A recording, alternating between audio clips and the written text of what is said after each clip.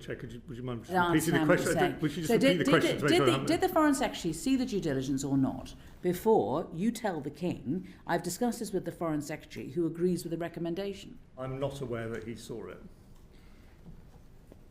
Are you aware that the Deputy Prime Minister has now said that there were worries about Peter Mandelson's appointment at the time?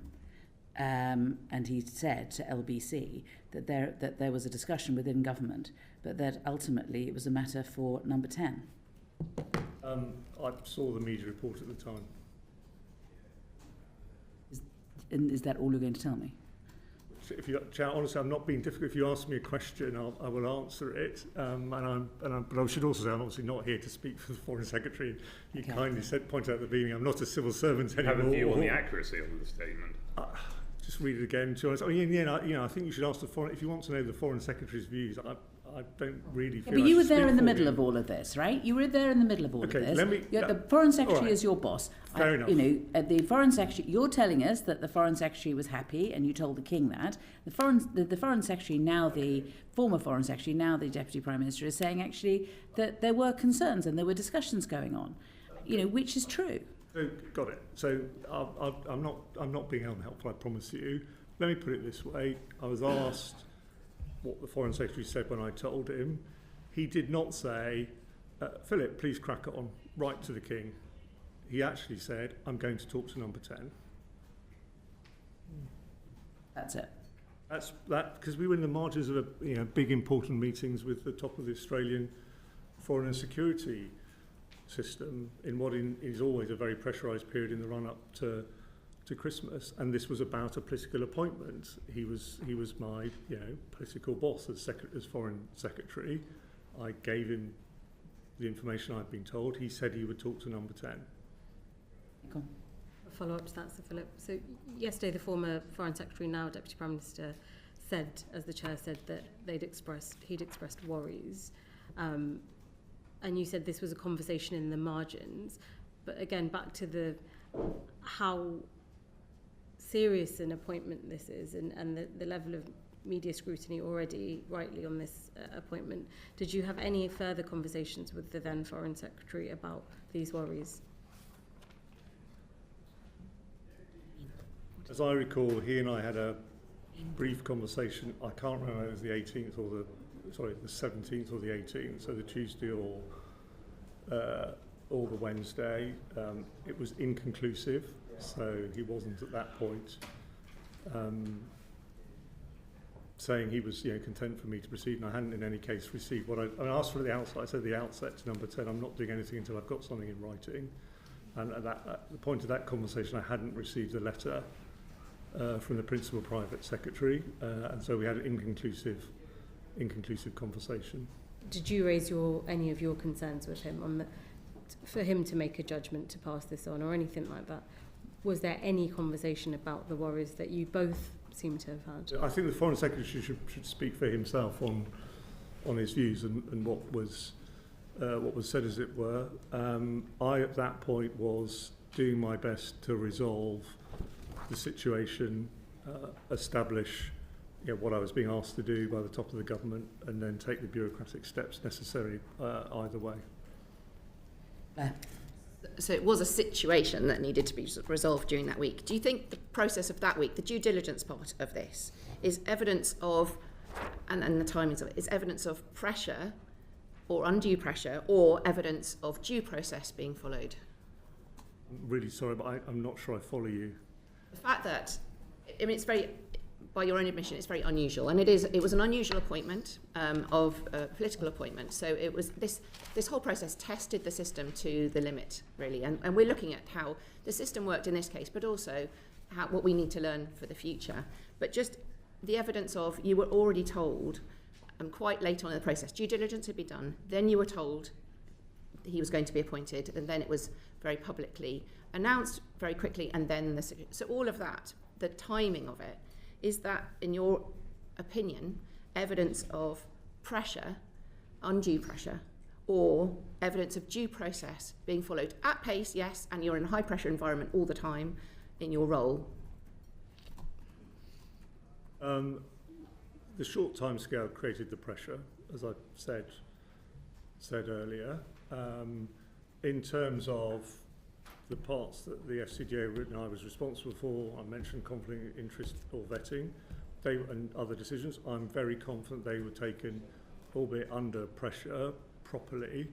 As I've already been clear, the number 10 decision to announce in advance of DV was unusual. And final one from me. With the benefit of hindsight and many months to look at this and think about this whole process, where did the process go wrong? Was it at that early stage of even considering him, or was it the due diligence, or was it the vetting? Where did the process go wrong in your view? I don't have complete knowledge or insight into the process prior to the Prime Minister's decision, so I can't answer that question. You told us that it's the normal process to do vetting and then announcement. So for comparison purposes, when it came to the appointment of Jonathan Powell, was he vetted and then announced? I wasn't involved in his appointment. Oh, he's not Foreign Office. As a National Security Advisor, it's a Cabinet Office role. What about when he was Special Envoy for the British Indian Ocean Territories? Envoys are different and are dealt with differently. I honestly can't remember the secrecy on that, so you'd need to ask the department. Alex. Thank you, Chair. Thank you, Sir Philip. You've talked about the short time scale causing problems. Do you think there was a reasonable diplomatic reason why Number 10 wanted the appointment done by Trump's inauguration? Look, I think once the Prime Minister's decided they want a change of very high-profile ambassador, you don't want to wait too long. You don't want to get on with making that change. I mean, my own view wasn't essential for Mandelson to be there by the time of the inauguration. Always takes a while for US governments to form because of the confirmation process. It's actually quite quick in Trump 2 compared to Trump 1, but it does take weeks. So I was personally much less concerned and didn't see that as an absolutely essential thing. And of course, you know, Karen Pierce was willing to stay longer and be flexible within reason, and be well respected and connected to the Trump transition team. So yes, I can see entirely the point of getting on with it. I wasn't quite convinced that we had to see the 20th of January as a deadline, but that was the one we'd been set, you know, very clearly, you know, and communicated by the top of the government. Did you say that to Number 10? To be honest, I think, but yeah, I would have been clear that we didn't have to, but I think in the end they were getting with it. It's also true that in the end Lord Mandelson didn't go until after the inauguration. Any other external appointments, including political appointments, but others, are there examples where somebody has started in post before they've received their DV and then had access to those materials? I'm not aware of an ambassador starting in post, certainly externally, without DV. I mean, I can't speak for history, if you know what I mean, but in recent times, no. And do you think the argument that because Lord Mandelson was a Privy Councillor, he wouldn't need DV clearance was credible at all? As I said, my initial reaction was that it was odd and insufficient. So no, which is why I asked for advice. But you know, but we did also pretty quickly settle on he needed DV. And you said higher classifications of material that he wouldn't have access to. What level of classification before he received his DV was Mandelson able to access? I think it's in the letter, but I think it was up to secret. You know, 0.5 page, whatever it is. It's in there. So up to secret was allowed. So there were no briefings he was given above that level of classification before he received vetting? Not that I'm aware of. Did the intelligence agencies ever share any concerns with you about Mandelson's appointment or his access to information? No. Thank you. Knowing what you know now about Peter Mandelson's relationship with Epstein and everything else, do you think the DV process made or UKSV made the correct decision and the FCDO made the correct decision? I'm not aware of any of the substance of the DV process, I genuinely can't answer that question. Does it change your view on the appropriateness of political appointments to ambassadorial positions at all? I mean, this one self-evidently hasn't worked out, but Lord Llewellyn was a brilliant ambassador to Paris and then Rome, and George Hollenbury did a good job in Cuba, and the Prime Minister and the Foreign Secretary are absolutely entitled, and it's explicitly allowed for in the legislation, to make political appointments. So I don't have any objection. I mean, clearly, when I was head of the diplomatic service, I was head of the diplomatic profession, and inevitably you kind of, you're not quite chief. You're head of the tribe, even if you're not chief trade unionist. So, within reason, they're a good idea. But, personally, as a diplomat, I would argue that a vast majority of jobs should go to diplomats, but they have been successfully used in the past. Okay. And finally, do you think the Prime Minister's statement that full due process was followed is a fair description of what happened in Mandelson's case?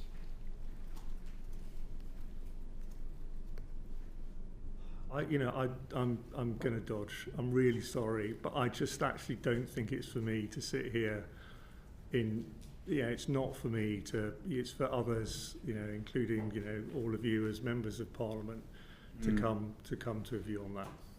So as your permanent secretary, would you have said in another case? Okay, let me. I mean, I'm not going to answer your question. Let me describe what I've said to you in my own mind to you today. So as I said, I think the processes, the FCDO, the bit I was responsible for, followed up until I stepped down on Sunday the 19th of January. That was proper process, done at pace as we were asked. It was unusual, and I wasn't involved in this, I was involved but not responsible. It was unusual for the announcement to be made before he received DV. Thank you, sir. I've got a question from Edward and from Afra, so let me go to Edward first. I think it sort of follows on from what Alex was asking you, Philip. You're requesting to see the due diligence report. You're flagging to the Foreign Secretary that you have concerns. So Ollie in his evidence told us that this was the only time in which the Security Department requested to see him in respect to whether or not to grant clearance. You've told us that during your tenure there was no situation in which you'd met with the Security Department regarding granting clearance. Is there any precedence for this number of red flags to be raised on an appointment? I think that's really an impossible, I'm sort of tempted to I don't know, that's a really an impossible question for me to answer. If you're talking about, no, it is, because any appointments, You got me to narrow it down. Previous governments of different political persuasions over time have made, shall I say, not the smartest appointments in a whole different areas. But if you ask me, if I reframe your question as around an appointment to an ambassadorial role during my tenure, then the answer is yes. Or no, rather. I mean, not as many, whichever agrees with the thrust of your question, but that's yes or no. Okay. All right. Good answer. Thank you. I just wanted to ask a very quick follow-up question to one of the ones that Alex talked about to do with the types and levels of classified information that Peter Mandelson saw prior to going out to the US. Would you have expected the ambassador to the US to be briefed on and to know what was in the China audit? So I'd left, unfortunately, before the China audit had been completed. So I'm slightly hamstrung by knowing the absolute classification of that and quite how because some of the things about our China policy obviously are very, very highly classified.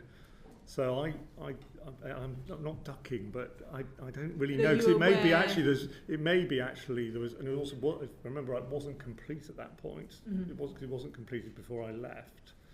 So my guess is on China, Lord Mandelson would have been told a fair amount, but there would have been some things which were a higher classification that he wouldn't have been able to know until later. But I'm surmising rather than knowing, to be honest with you.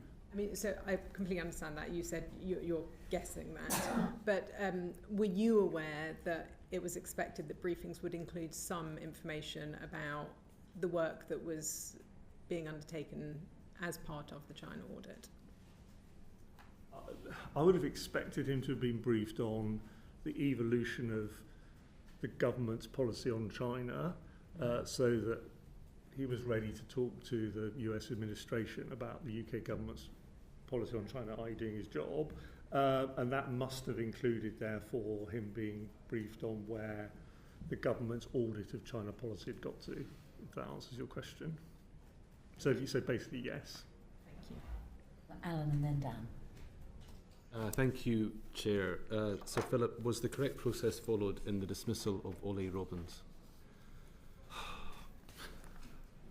Save the easy questions for last. Look, I don't think I can answer that question, and it's clearly going to be a matter of, or may become a matter of formal legal dispute. I guess what I can say is when I was Permanent Under Secretary, there were a number of very serious disciplinary cases during my time leading to dismissal, and they all involved some process, but only the Prime Minister, Sir Ollie, and those involved know what happened, and I don't, so I can't answer your question. But in your cases, you would probably see someone suspended and an investigation taking place, or something as summarily dismissal as we've seen. In a serious gross misconduct case in the FCDO,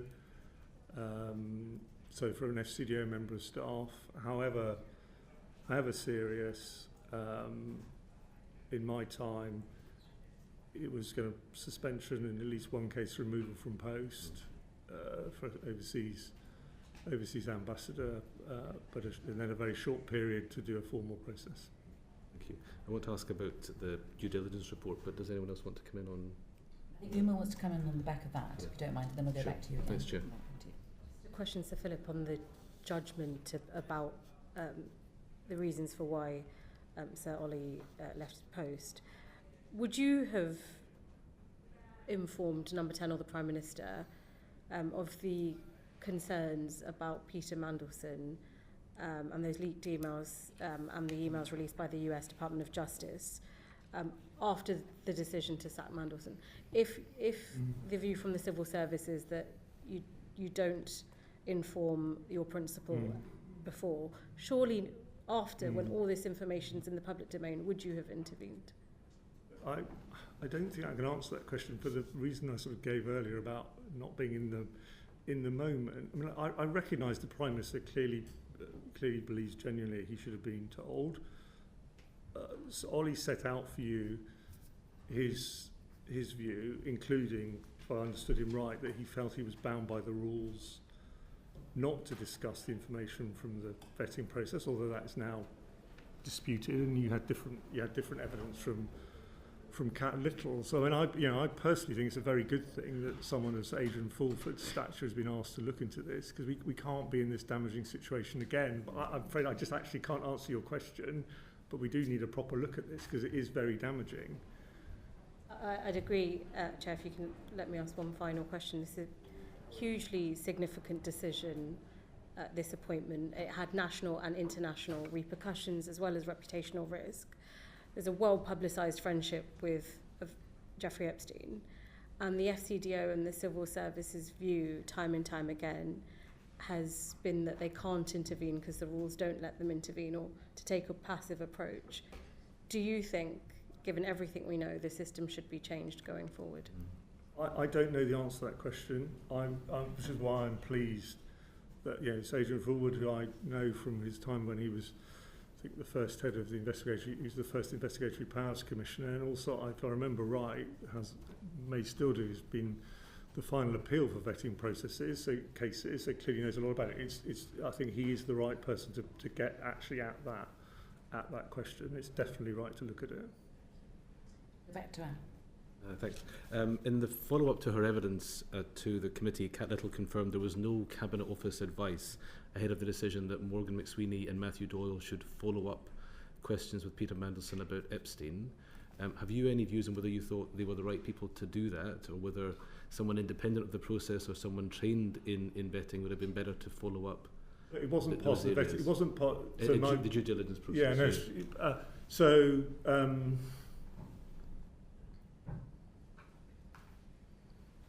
What do I think about that? Look, it was a political appointment with a process being run out of number 10 and a due diligence conducted by the centre in a way that I've already said is not part of normal civil service practices. So I think in the end, who is doing the questioning and whether that's appropriate comes down to who and what weight is being put on those questions and who answers them. And so in a sense, I just actually genuinely don't know, because it wasn't me making the decision. I wasn't involved in it. It wasn't therefore for me to kind of say, well, that's good enough or not good enough as the conduit for the questions. I wasn't being asked or ever involved in putting any faith in that conduit. Thank you. Thank you, Chair. All right. And then John. Thanks, Chair. I mean, we've gone around this issue of due diligence, vetting, over and over again. I am surprised that you have never seen a DV report, but is that correct? The only papers I saw on DV was in my formal role as the permanent secretary in signing off the outcomes of appeals. So someone being refused has the right to appeal, and those papers would come to me, but they did not include vetting files. Aside from those appeal papers and the forms I filled out for my own vetting, I've never seen vetting papers. And so that would align with what Sir Ollie has told us. Yes. About having only an oral briefing where we now have two, him and Ian Collard telling us that this was Yes. a borderline case. Yeah. Although, just to repeat what I said earlier, a case was never escalated to me in that way. And then what this committee has been led to believe, I think, that red flags and denials of clearance were part of this. So I'm just... the bit I think you can help us with is the process through which Ollie Robbins finds himself sacked. Because you've been following this as closely as anybody else. I mean, just to phrase the question differently, do you understand why Sir Ollie Robbins has been sacked? I have not seen the letter he was sent, so I cannot, and I don't speak for him, and neither do I speak for the government. So I can't sit here today and say I know. And I know also that Ollie was very clear in his evidence to you in basically saying he wasn't going to talk about that. But in the end, the FCDO is a make recommendation department because it takes responsibility for passing clearance. It has the power to manage risks and to mitigate those risks, and that is the process that all of the evidence that we've seen shows us has happened, which also aligns with what the Prime Minister has said, that due process was followed. That sounds right to me, and I read carefully last night the letter the Foreign Office sent to you, and I wasn't directly involved in anything after the 19th of January, but it rang true. I'll go to John, and then Fleur's going to ask the last question. You'll be aware that a number of former very senior civil servants have spoken about how damaging this episode has been on the civil service. As a former very experienced permanent secretary and head of the diplomatic service, what is your assessment of how this has affected the civil service and in particular the diplomatic service? I mean, Sir John, thank you for that question, because I think I'm glad you asked it. It's a very important one. I think it's also important to remember the kind of wider context. Look, the British system of government works best when civil servants and ministers, including at the highest level, work together effectively to deliver the Elected Government of the Days programme, but respecting that they've got slightly different jobs and roles and responsibilities. And whenever that isn't happening, and that isn't happening effectively, then you're not able to deliver as well. So I do think a situation, and you need to have load-bearing relationships at the most senior levels as well. So I do think there's a challenge now, and I think it's incumbent on all of us, including people no longer in government who can perhaps help from the sidelines, to try and get back to a situation where the government of the day and the leaderships of the government of the day and the civil service of the day have trusting relationships, understanding they've both got different pressures on them, different roles under pressure, and slightly different roles, but need to work together as a team to deliver for the country. And the trusting relationship at present, do you think, is broken down? I don't like sort of black and white terminology like broken down. I do think self-evidently that there are now challenges, at least for some people in the relationships. Not least people who think they're in charge of their departments, who understand that their permanent secretaries have been told not to tell them things. I've got one more question, one more piece of the puzzle, which is about going back to access talks that you held with what were then shadow ministers before the election. Did the issue of political appointments, the appointment of the ambassador to the US, or appointing Peter Mandelson come up in access talks? Would they have been recorded? Yeah, if you're asking to say were there records of if your question is were there records of access talks, the answer is yes. Okay. If your question is then, were these aspects recorded, I'm really sorry, but I can't actually remember the rules. But at the time, there was an absolute omerta around the contents of the access talks, and I'm going to be cautious, even though I'm no longer a civil servant, because I'm still bound by the rules about. So I'm reasonably confident actually the content of the access talks is rightly not something I can say to the committee, I'm afraid. But yes, they were recorded. Good. Thank you very much. Order. Now, if we can, logistically, if Sir Philip is allowed to leave first, and then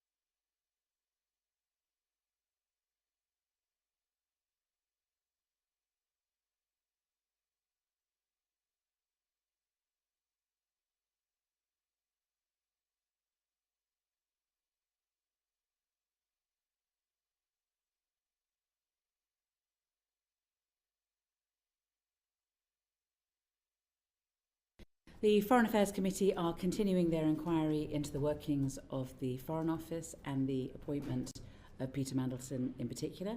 And we have just had a break, but we are now continuing our session with Morgan McSweeney. Thank you very much for coming. I understand, could you just introduce who you are? And I understand that there's a brief statement that you want to make before we ask you some questions. Thank you very much, Chair. My name is Morgan McSweeney. I was a former Chief of Staff to the Prime Minister Keir Starmer from October 2024 till February of this year. Chair, thank you for inviting me to appear before this committee today. I hope to assist you in your work as fully as I can. Before addressing the specific matters before you, I'm grateful that you've allowed me to say something briefly. First, I want to say something about the victims and survivors connected to Jeffrey Epstein. Too often, discussions of public figures and appointments can lose sight of the human suffering at the centre of these matters. Women and girls were abused, exploited and scarred. They deserve protection then, and they deserve to be remembered now. I'm sorry for any part this controversy has played in causing further hurt or distress. I've spent much of my working life trying, in whatever role I held, to make this country fairer, stronger and more successful. I have always believed public service is a privilege. It brings responsibility and scrutiny, but it also brings a meaningful chance to improve people's lives. That is what motivated me in government. The appointment of Mandelson as ambassador was a serious error of judgment.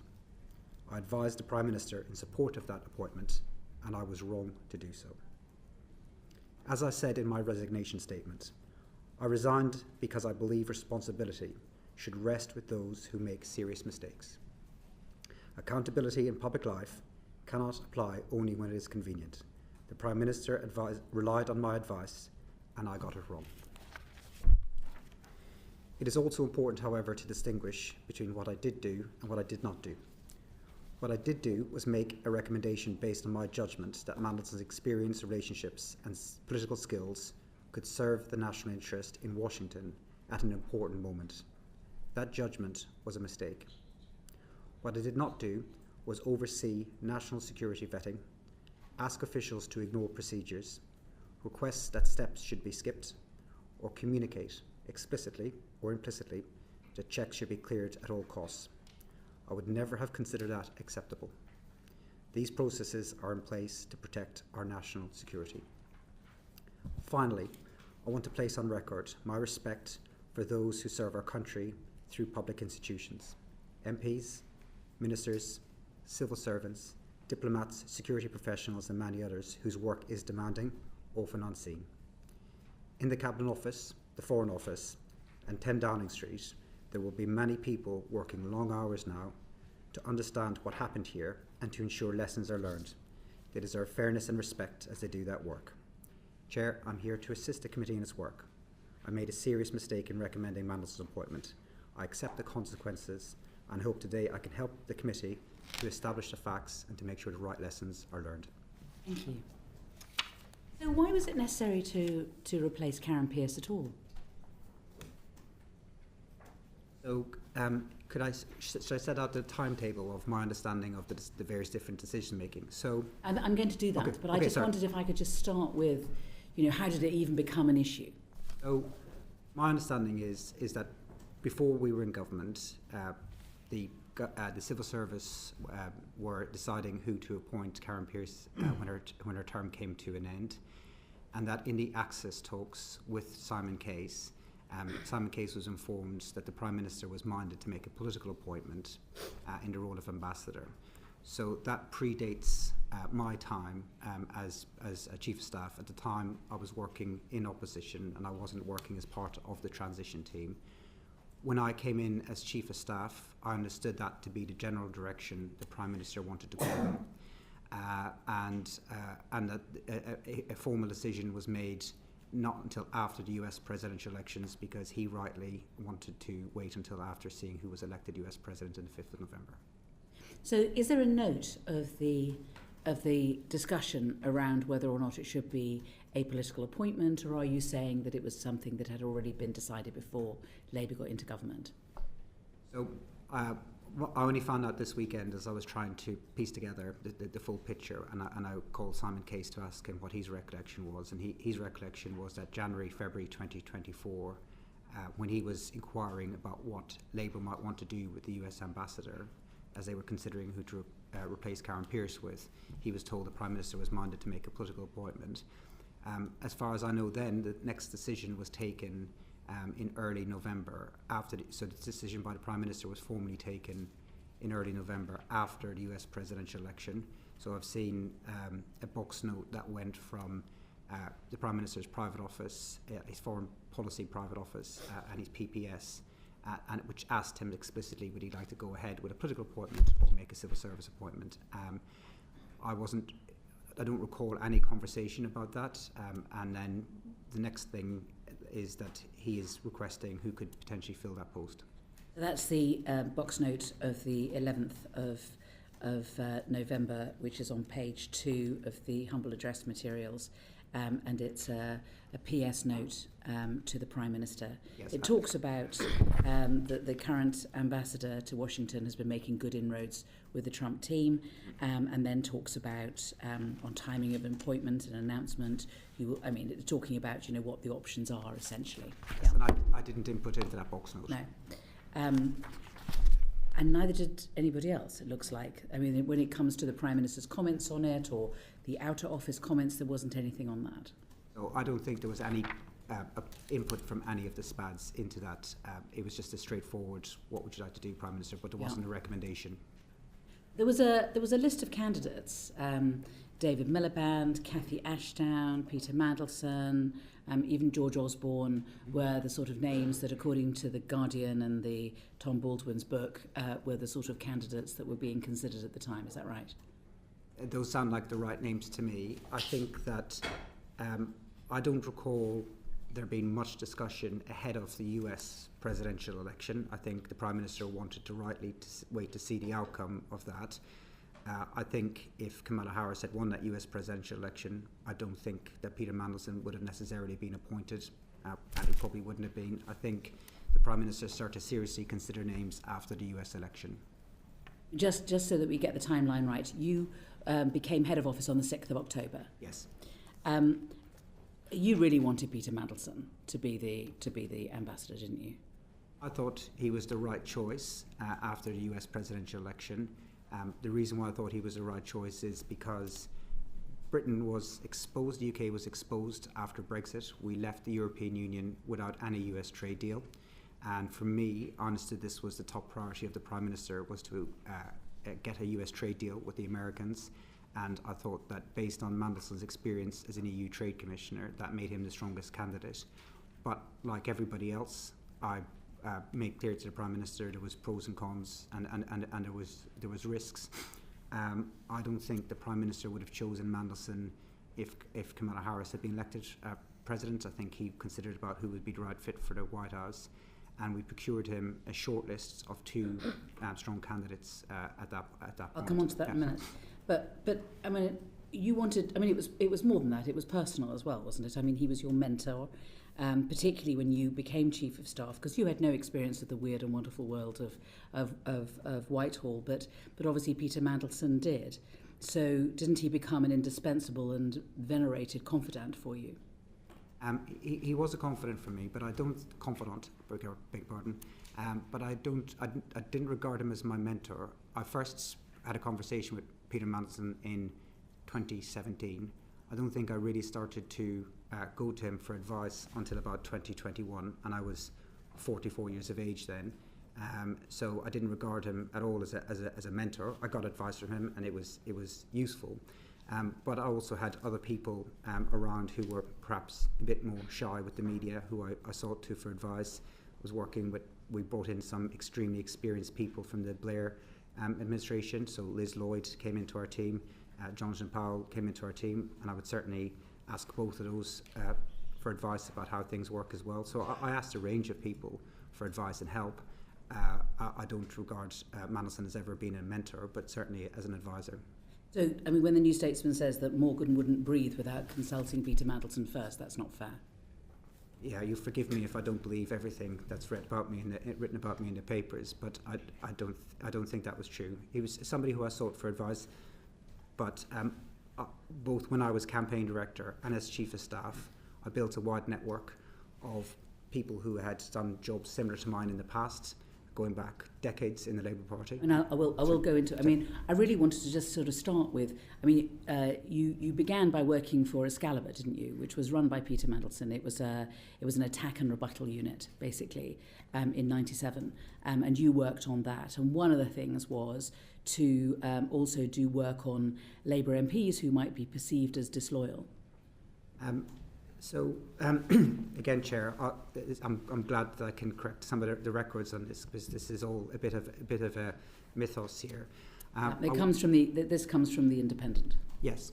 So I was an intern at the Labour Party in the 2001 general election.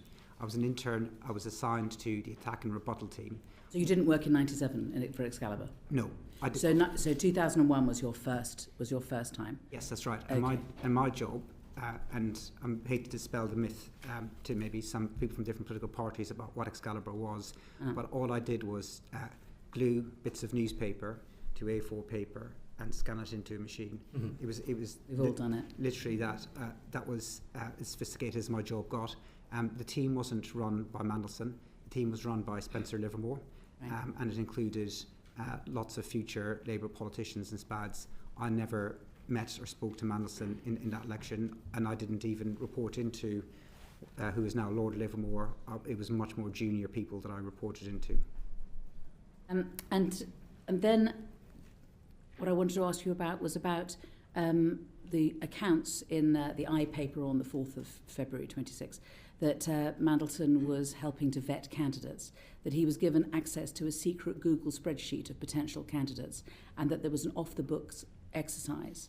There's quite a lot of detail in the article about it, which tends to give at least an aura of authenticity to such reports. Mandelson had nothing to do with the selection or the vetting of any of our parliamentary candidates. I don't know what Google Doc the I is referring to. I'm pretty sure it wasn't a party document. I don't think that we kept... No, I think it's an off-the-books exercise. I think that's the point. Well, but it had nothing to do with me or the party. I was in a senior role in the party at the time. We did everything on the books. There might have been other people compiling their own lists, but his role had no official impact on the selection of our candidates. Our vetting was done by a team inside HQ, and it was all to do with... it wasn't to do with political vetting, it was to do with inappropriate things they might have said or done prior to becoming candidates. And it was an NEC process to determine the suitability of potential parliamentary candidates. But Mandelson was not involved in the selection of our candidates. And there was a strategy document called Labour for the Country, which was written, I believe, after the Hartlepool by-election defeat. And is it right that Peter Mandelson had a big input into that? I mean, it's your document, but yeah. That he was involved in that too. So I wrote that document in February 2021, ahead of the local elections to the Prime Minister, because I believed there was challenges the party was facing that it needed to address. And I think Hartlepool showed the scale of the political challenge we had if we wanted to win the next general election. And I certainly asked Mandelson for input into that document, but it was my document. The argument was mine, but I also sent it to half the shadow cabinet. I also sent it to other colleagues, all the senior staff, or most of the senior staff in Lotto at the time. I sent it to, and a document like that where I'm trying to gather my own thoughts, I might send it to 10, 15 people to say, can you give me a view? People from all across the party. But like I said earlier about Mandelson, most of the people who I would go to for advice were much shyer with the media. So you could quite easily put 15 contributors towards a document like that.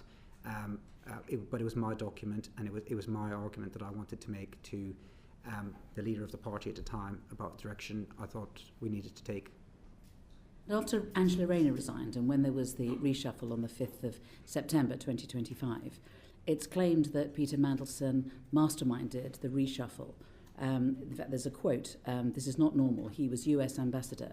Why was he masterminding the reshuffle? This is reported in the Daily Mail. Patrick Maguire says that on the day of the reshuffle, Peter Mandelson was in number 10 and wouldn't leave. And according to the New Statesman, just before his sacking, Mandelson had been in number 10 to advise on the first cabinet reshuffle. Again, I'm very pleased I get the chance to correct the record on this. Mandelson was in the Cabinet Office and then understood came into number 10 on the day of the reshuffle, but he was not involved in the reshuffle. The reshuffle was extremely challenging because it was a bad day for our party, for the government. We had just lost the Deputy Prime Minister, and we needed to reorganise the government at pace, and the Prime Minister wanted to go ahead and do that. The text messages from Mandelson to me on the day, I believe, will be made available at a humble address. I can't remember precisely what he said, but he texted me his thoughts, and I have to say, on a reshuffle day, I get texted a lot of thoughts from a lot of people. The people who I would respond to and get back to would be cabinet members or other senior staff to ask them their views. I did not respond to any of Mandelson's texts. The text messages set out ideas of people that he thought should be in particular positions. None of his suggestions actually came out to be the case, so his ideas were not followed up. I don't mind getting ideas, but I didn't have a conversation with him about his ideas. He asked me to see me. I don't think I actually bumped into him. I may have done, but I definitely didn't discuss the reshuffle with him.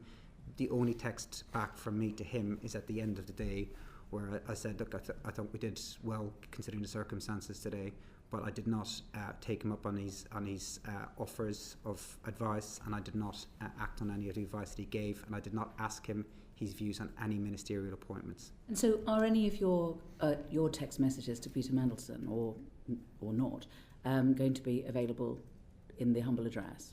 Yes. And why is he texting you if you're both at number 10 on the same day? Because he's not in the room. And you didn't bump into him? I might have bumped into him. I don't recall, but I certainly didn't ask him his views. And at the point that he texted me, so the way, and this was my only government reshuffle, there is a big gap between the Prime Minister taking a decision and then the media hearing about it, because we go through a number of processes, especially we have to go to the palace before it's announced publicly to ask the King's permission. So by the time we get to the afternoon, all of the work is done and you're making phone calls, and where the staff move on to is the next day. People text me. I don't like, and they're entitled to do so. I mean, it will be backbench MPs, it'll be ministers, staff members, ex-staff members, journalists, and they will all text me their ideas. Everyone has an idea of how to make. This is the American. This is the ambassador to the United States of America. He's in number 10 on the day of a reshuffle. I mean, it does look odd. At the very least, will you accept that? It wasn't a planned reshuffle. If we had all hoped the day before that the former Deputy Prime Minister Angela Rayner would get cleared and that we wouldn't have had to do a reshuffle. That was our hope. Had Lord Magnus gone another way, we wouldn't have had a reshuffle at all. So Mandelson wouldn't have been able to just arrive out of thin air. He happened to be in the Cabinet Office that day, and I don't know why he walked into number 10. But in the room which we were organising the reshuffle, there was the Prime Minister, there was the Chief Whip, I think, came in once he had been appointed new, or maybe he was there the next day, and then there was a handful of his senior staff. Mandelson was not in the room. The Prime Minister did not seek his advice, but as Chief of Staff, on a reshuffle day, and it was true in opposition, I get a lot of text messages from people, and most of them I don't even read. I'll pay attention to the ones I get from cabinet members or from senior staff with their ideas, and most of the rest of them I just filter out. And at the end of the day, I go back to them and say thanks for your input. I don't know why he did it, but people do it. All right. Well, let's go back to the appointment of him as ambassador. So there were a number of problems before he could become ambassador to the United States. I mean, the first being that he wanted to be Chancellor of Oxford and ambassador at the same time. So, I mean, he said on a podcast, the Times pod on the 12th of the 11th, 24, that he thought that he could do both jobs. Now, is it right that you asked for official advice on whether or not the role of ambassador to the United States could be part-time? I don't recall, but I don't recall that I asked if it could be part-time. So I'm relying in particular on an article in The Observer on the 4th of February 26. Morgan McSweeney sought official advice over whether Peter Mandelson, who resigned from the Lords this week in disgrace, could be the UK ambassador to the US and Chancellor of the University of Oxford at the same time, sources have claimed. I don't have any recollection of it. And officials had to explain that being His Majesty's ambassador in Washington was a full-time job in Washington. So I do remember thinking that at the time, that it was a full-time job. I understood that. So, like I said, at the time that he was doing that, I think that had Kamala Harris won the US presidential elections, I don't think he would have got the job. He was certainly lobbying for the job. He did, but I think that Oxford University shows he was also hedging because he didn't know whether he was going to get it or didn't think he was going to get it. So he was also looking at other opportunities. He did say to me when he was saying to me that he was interested in the job, that he was also going for Oxford University. And my view to him was these are incompatible. I don't see how you could do both. So if you're telling him that it's incompatible, then you wouldn't be asking for official advice on whether he could do it part-time? I don't think I would have, but I can't say for certain if I... Why wouldn't you remember something like that? I mean, it is pretty interesting. I can't remember doing so. So I think you're right. I'd remember it if I would have, but I can't remember ever doing so. Okay. I mean, one of the other problems was that Keir didn't like him. I mean, again, for the New Statesman, Keir doesn't even like him and never really has. He's not Keir's sort of person. And the Foreign Office definitely didn't like him, as far as we can tell. And then, of course, there's all the red flags. So all of these things are problems, getting in the way of Peter Mandelson becoming ambassador. But you still wanted him to be ambassador, right? At the time in Downing Street, there was conversations about who could be the best candidate, and names were considered, and most people were making pros and cons arguments. I have to say, I know that a lot of people now say they told the Prime Minister they were against it at the time. Everything I know about how the Prime Minister works is he will consult widely, he will take a lot of views on, and if everybody else was opposed to this appointment but me, he would not have made an appointment such as that. He does like to try to build consensus within his team and to get a wide range of views, and he doesn't just listen to one person on it. He certainly spoke to other ministers, other senior staff, and took his time reaching the decision that he reached. Can I suggest something to you? That you wanted him to be ambassador, and so what you did was you bided your time for the first 6 weeks after your appointment of head of office, and then you went for it. I mean, as Jonathan Powell has said, it was weirdly rushed. I don't think it was rushed at all. What I would suggest is that it was part of a strategy. It's used in warfare, it's used in boxing, it's used in political campaigns. You go fast and you go hard and you confuse your opponents and you get what you want. You appreciate that. I mean, you are an expert in strategy. I mean, that is a strategy that is used sometimes. That wasn't any strategy that I deployed. When I came in as Chief of Staff, we had big challenges in Downing Street. We had to reset Downing Street. We had a new PPS. One of my priorities was hiring more senior staff into the building because I thought we didn't have enough experience. We had a budget coming up. Most of my time at that time was completely immersed in the budget because I think from my recollection we were close to OBR deadlines. These were the kind of things that I was most concerned about, not who the ambassador was. When there wasn't detailed discussions that I remember ahead of the election because we were waiting to see who was going to be elected. So Trump is elected on the 5th of November. Yeah. And what I would suggest is that on the 27th of November, when Mandelson has not been elected as Chancellor for Oxford, it was at that point that matters began. And that so you had between the 27th of November and the 4th of December when the due diligence started. So it's very quickly after Mandelson is available as a candidate, we're doing due diligence. And we did due diligence not just for Peter Mandelson, but for another candidate at least as well. Is that Yes. right? Yes. And then we've got in between the 4th of December of due diligence being done and the 11th of December. And on the 11th of December, according to one of the box notes that we've seen, Mandelson's now the leading candidate. So what happened between the 4th of December and the 11th of December for Mandelson to become the lead candidate? What happened in early December?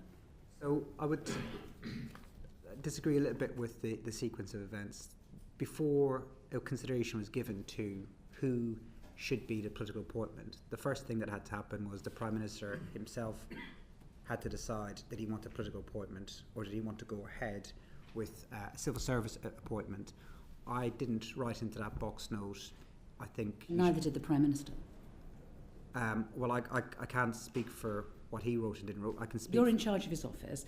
There's no note at any stage of, as far as we understand it, unless something, we're about to get something, of the Prime Minister making a decision that he wanted to have a political appointment. There's no note of that, or the thought process in relation to that. And then there's no note, oh, actually, I've now thought about it, I want Peter Mandelson. There's no note from the Prime Minister on that either. If I take each one of these decisions separately, the first decision he had to make was, did he want a political appointment or not?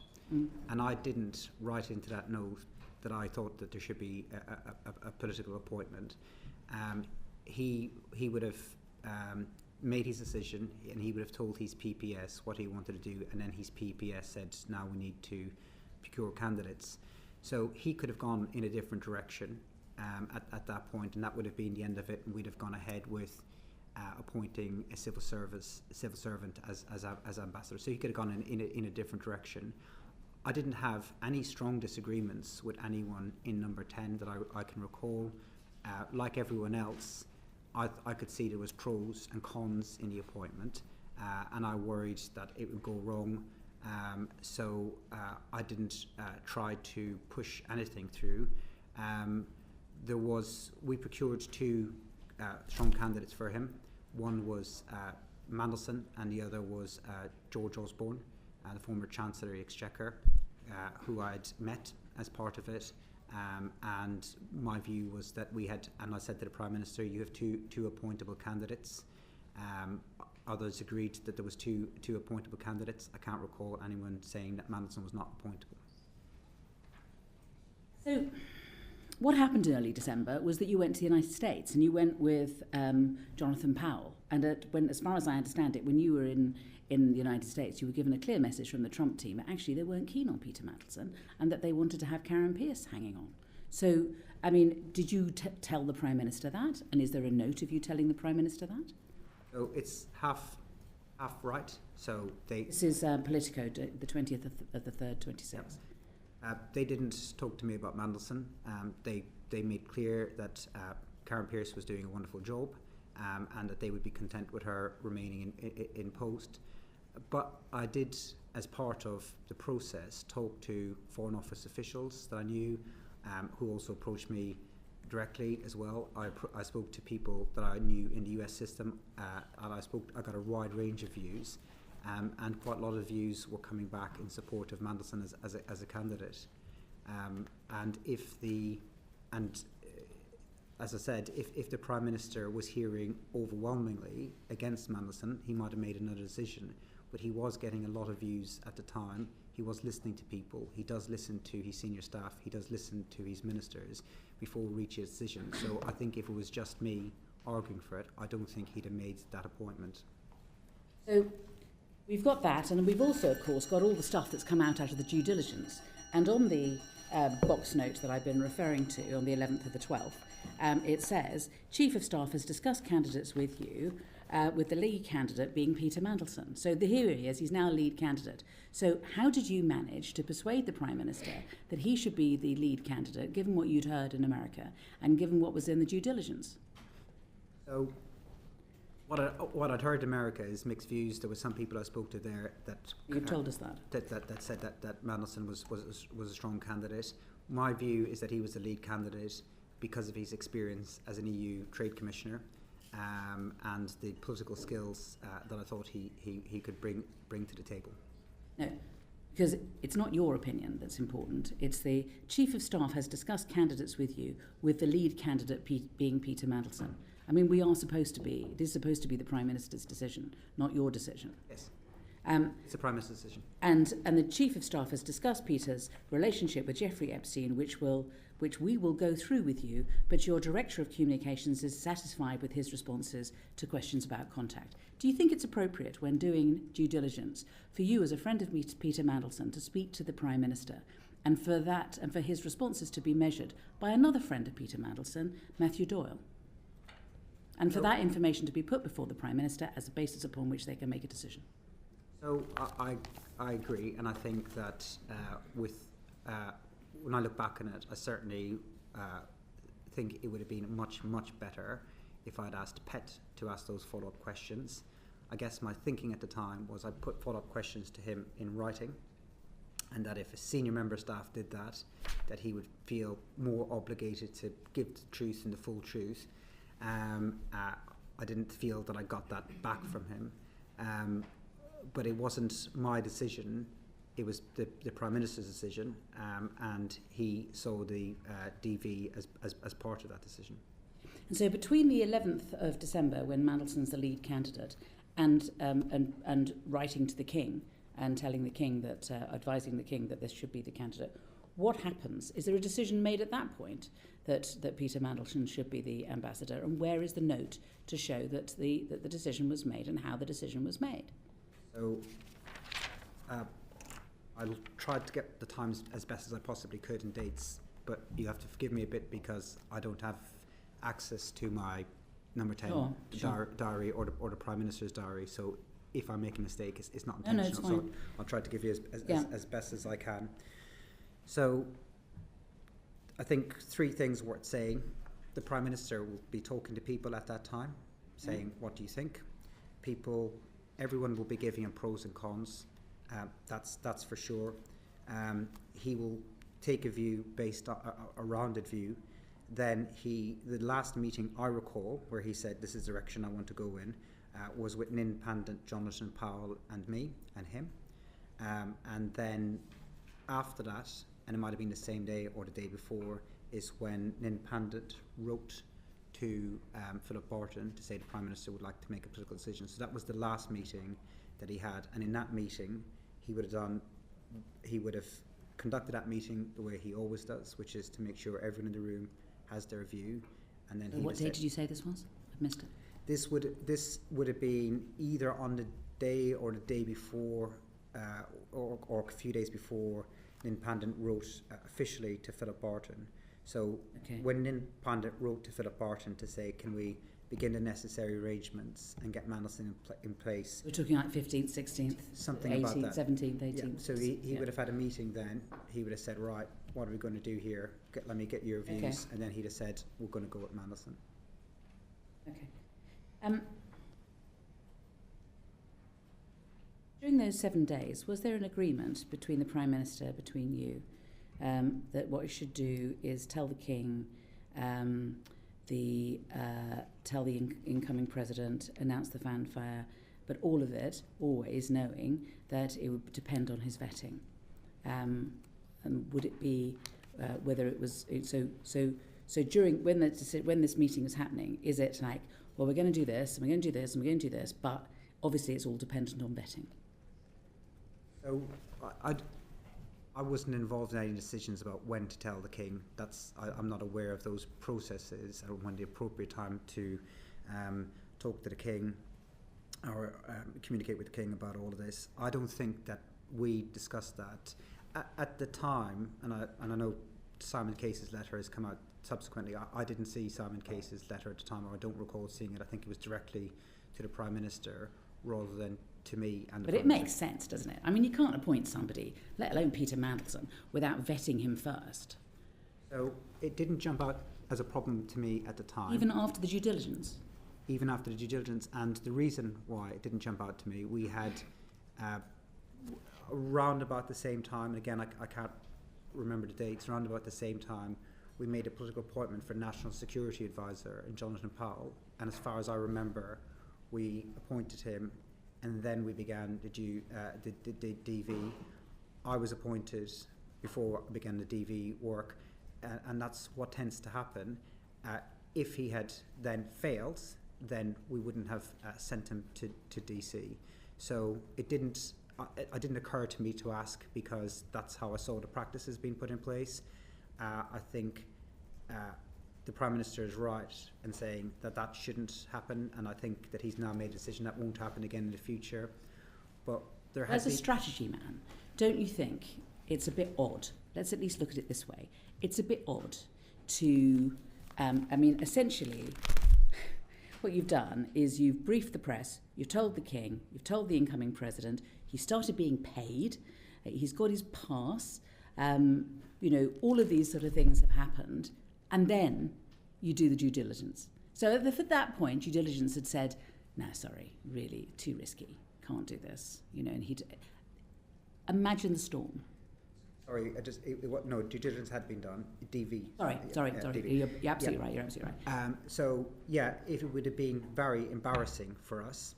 But can I just play an alternative kind of scenario? So at the time, it didn't jump out to me as a problem. We appointed, as I said, I got appointed before I completed all my necessary work. Jonathan Powell got appointed too. Before the necessary work. If Mandelson's DV had been a problem, it would have been an embarrassment for us. It would have been a much bigger problem for him. But there's an alternative scenario, which is that we had, say, we're going to do DV before we talk to the palace or before we talk to the US administration. The chances of, unfortunately, the chances in government of there being a leak anyway would have been a problem. Either way, if your lead candidate fails DV, it is embarrassing. But it's far preferable to pull that candidate at that point than to go any further. If that happens to your candidate and your candidate blows up and you have to pull them out, that's what happens. It's embarrassing to us. It would have been worse for him. But at the time, nobody said to me, "Hang on, before you announce anything at all, make sure that we do this DV first." Of course, if somebody had, I wouldn't have questioned it. I would have, but at the time, the agenda was that he is offered the job on the 20th, and he's supposed to be in Washington on the 20th of January. So that's just a month, and during that month, there's Christmas and there's New Year. I mean, all I'm suggesting is that this was part of a deliberate strategy to push this as fast as it could be in order to ensure that people could not raise any objections in the circumstances, because there simply wasn't time. No, I don't agree with that at all. If there was problems with his DV, we'd have pulled them. If we'd been told that he couldn't get the necessary security clearance, I've no doubt the Prime Minister would have pulled them. I mean, in the event, the Foreign Office couldn't complete the work until after the inauguration, but the timetable was being set by the US political calendar. We wanted to wait until after the US presidential election to work out who the candidate should be.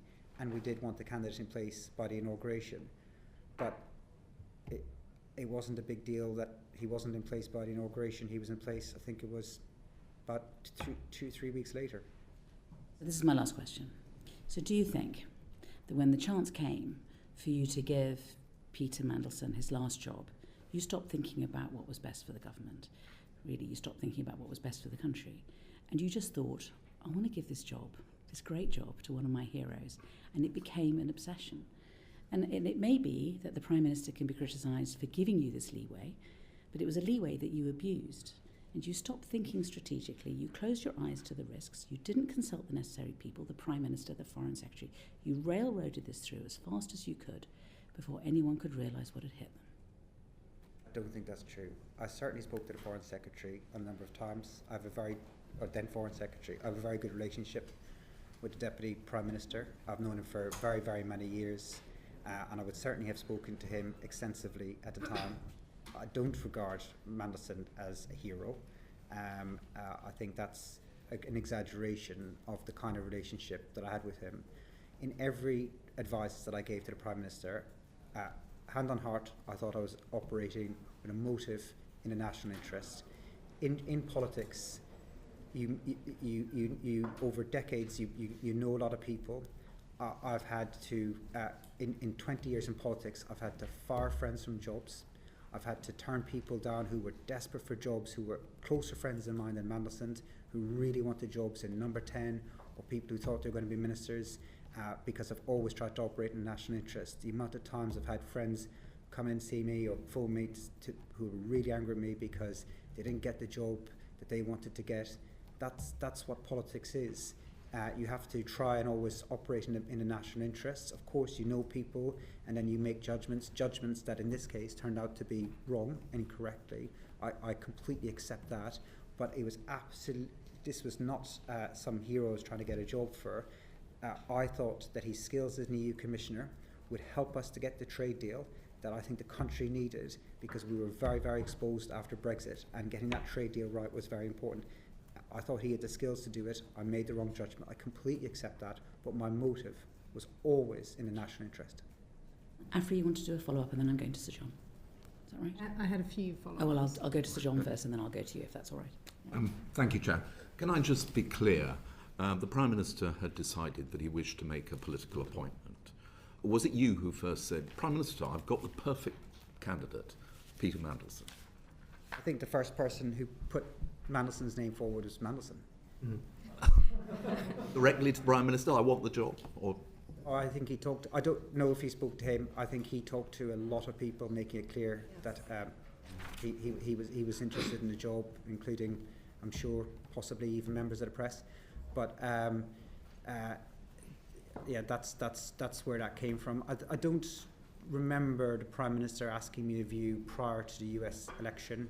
I think, but I can't remember, but I think he was keeping his cards close to his chest, waiting to see the outcome of that election. And I think there would have been, for a Labour administration, a broader range of candidates available to him had the Democrats won that election. You've set out why you think he was well qualified to do the job, but you've also known him for a very long time, and you will also be fully aware of the fact that he had twice had to resign from the cabinet, that he had business interests with China, that he had a close friendship with Jeffrey Epstein, and also that he was friends with Oleg Deripaska, who was a confidant of Vladimir Putin. Despite all those things, you still thought he was the right person for the job? Well, to take each one of those in turn, he, after his last resignation, he had rebuilt a reasonable reputation for himself. He had gone as an EU Commissioner, and as far as I was aware at the time of his appointment, and I don't know what will subsequently come of their own investigations, but he had a good reputation. He was seen to have done a good job as EU Commissioner. Then he came back into British politics and served as a very senior member of Gordon Brown's premiership, Gordon Brown's government, and again at the time was well regarded as a senior minister in that department. So he had done these two big political jobs long after his last resignation. It's why I think that a lot of the media and a lot of other politicians at the time thought that this was the right appointment for the country.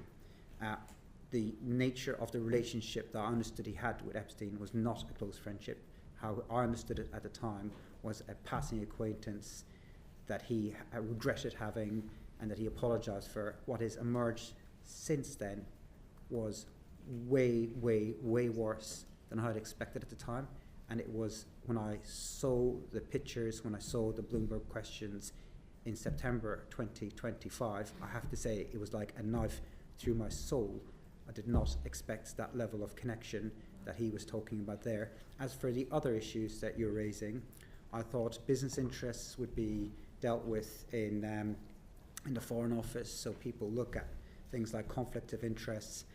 When we appointed SPADs who have business interests, Cabinet Office and PET would deal with that, so that wouldn't be something I would deal with as a Chief of Staff. And if there was any national security issues whatsoever, then that my assumption on that was that would be dealt with by DV, and if there was any national security issues whatsoever, we would then be told if there was a problem, and then the Prime Minister could pull the appointment.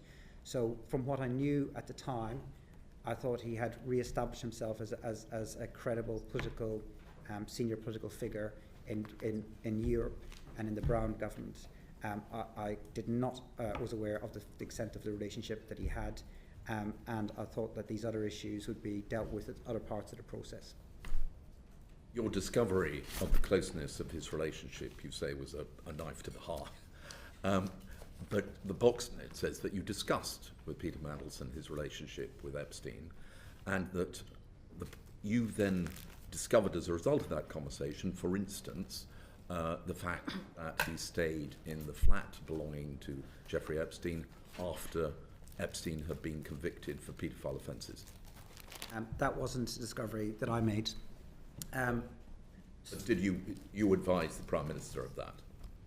No, that was in the DV form that was from DV? So, no, beg pardon, you're right. A due diligence form from PET. I wrote to Mandelson after the DD to understand from him in writing what his position was on these issues. That email that I sent to Mandelson and his responses from that, the Met Police are using as part of their investigation. When I was in number 10,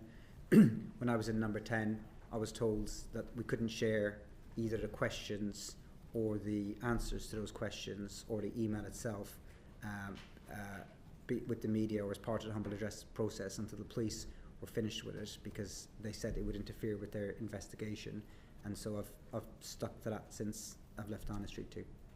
But in your conversation with the Prime Minister about Peter Mandelson's relationship with Epstein, the subject of Mandelson staying in Epstein's flat after the conviction, that was part of the conversation. It's hard to answer that directly without saying what was in the contents of the emails.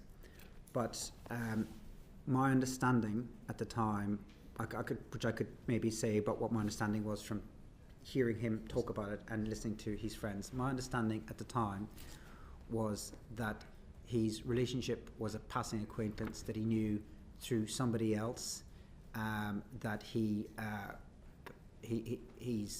the way of he's describing it was that he realised that it was a mistake, he deeply regretted it, he broke it off many years before. He wasn't advocating for the guy or defending the guy in any way, and you take all of these things into consideration. What then emerged as the relationship in September last year was not the relationship that I was led to understand. It was very different. Can I ask about the two notes that went to the Prime Minister from the private office about the appointment? In each case, they'd been released under the humble address process. They are completely blank other than the submission. There is no comment. The Prime Minister has not indicated any view. Now, I've worked in Downing Street, and box notes go up and they come back down with a comment. It may only be a tick, but there is something to indicate that the Prime Minister has taken a decision. In this case, there is nothing to indicate that the Prime Minister has taken a decision. Why not? I can't answer the question. So the box notes usually come back into the civil service, and then I get informed what the decision is. He may, and sometimes he did do it verbally, but I can't answer why there wasn't anything in the box. So I would make submissions into the box the same as the other special advisors. They would be collated by his PPS, then they would go to the Prime Minister, and then the Prime Minister would send it back through the system. I didn't ask to see the box note. I would sometimes ask to see a box note if I was unsure what the decision was, or if I wanted to understand a bit more about his thinking. But generally speaking, I just took whatever the civil service said. But I don't know why he didn't tick. Maybe he spoke to his team. Well, that's the alternative, that he didn't indicate in writing. He said, I would like to have a meeting to discuss this.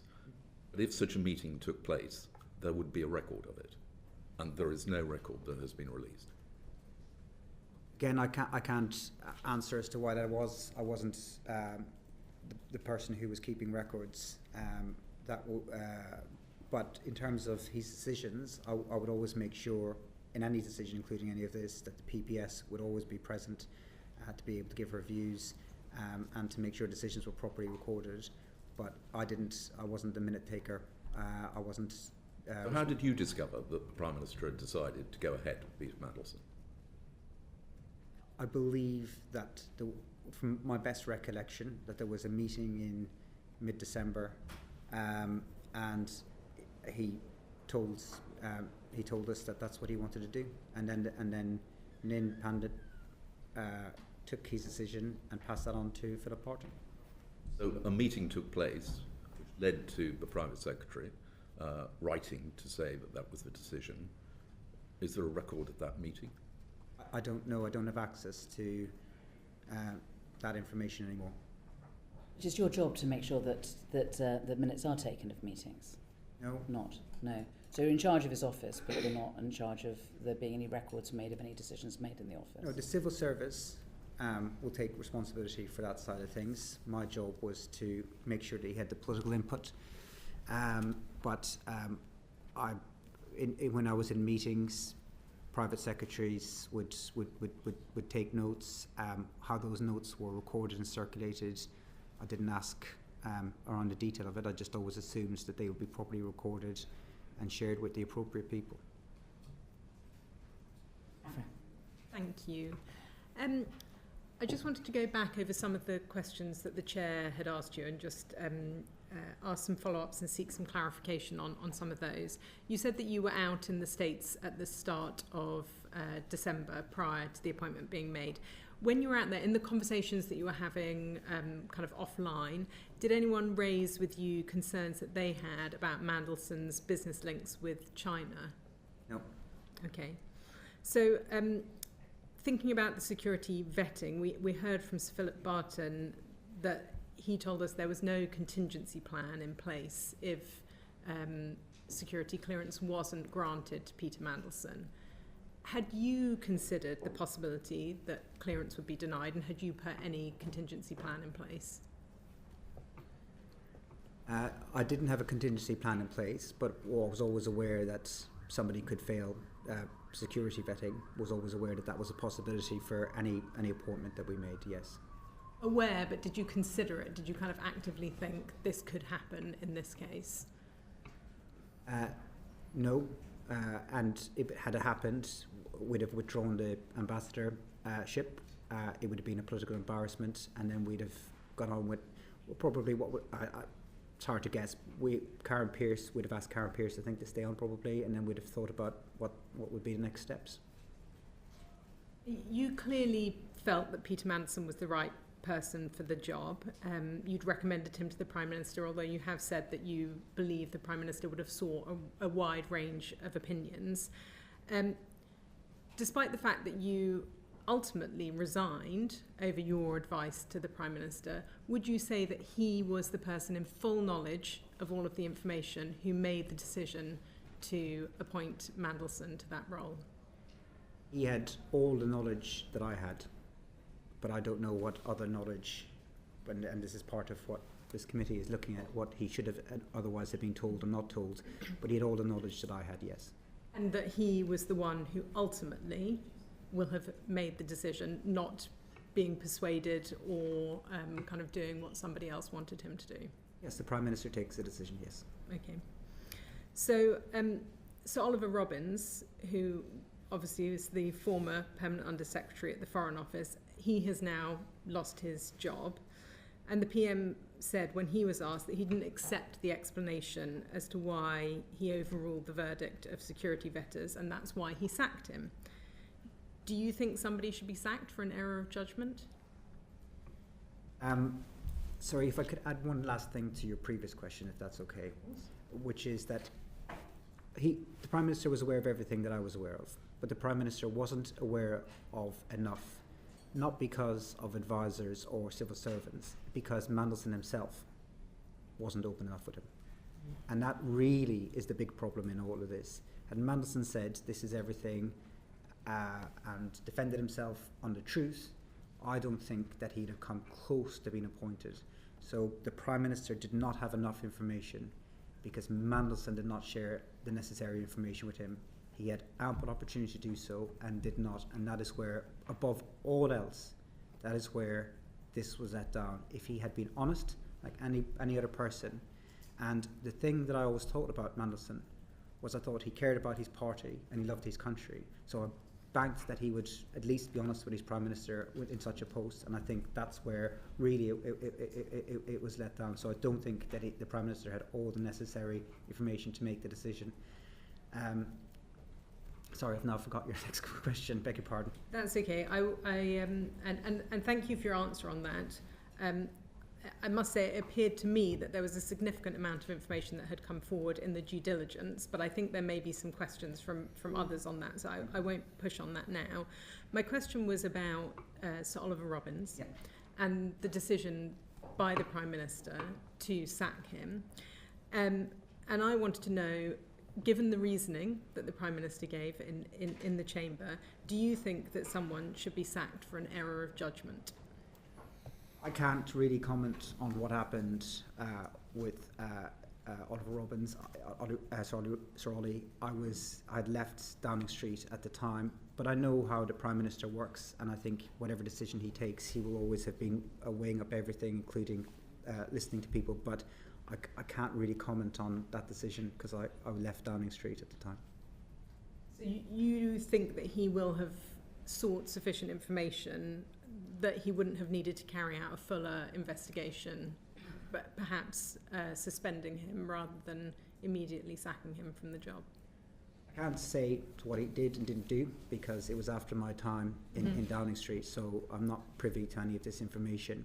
But how the Prime Minister works, yes, I think he'd have got the necessary information before reaching a conclusion.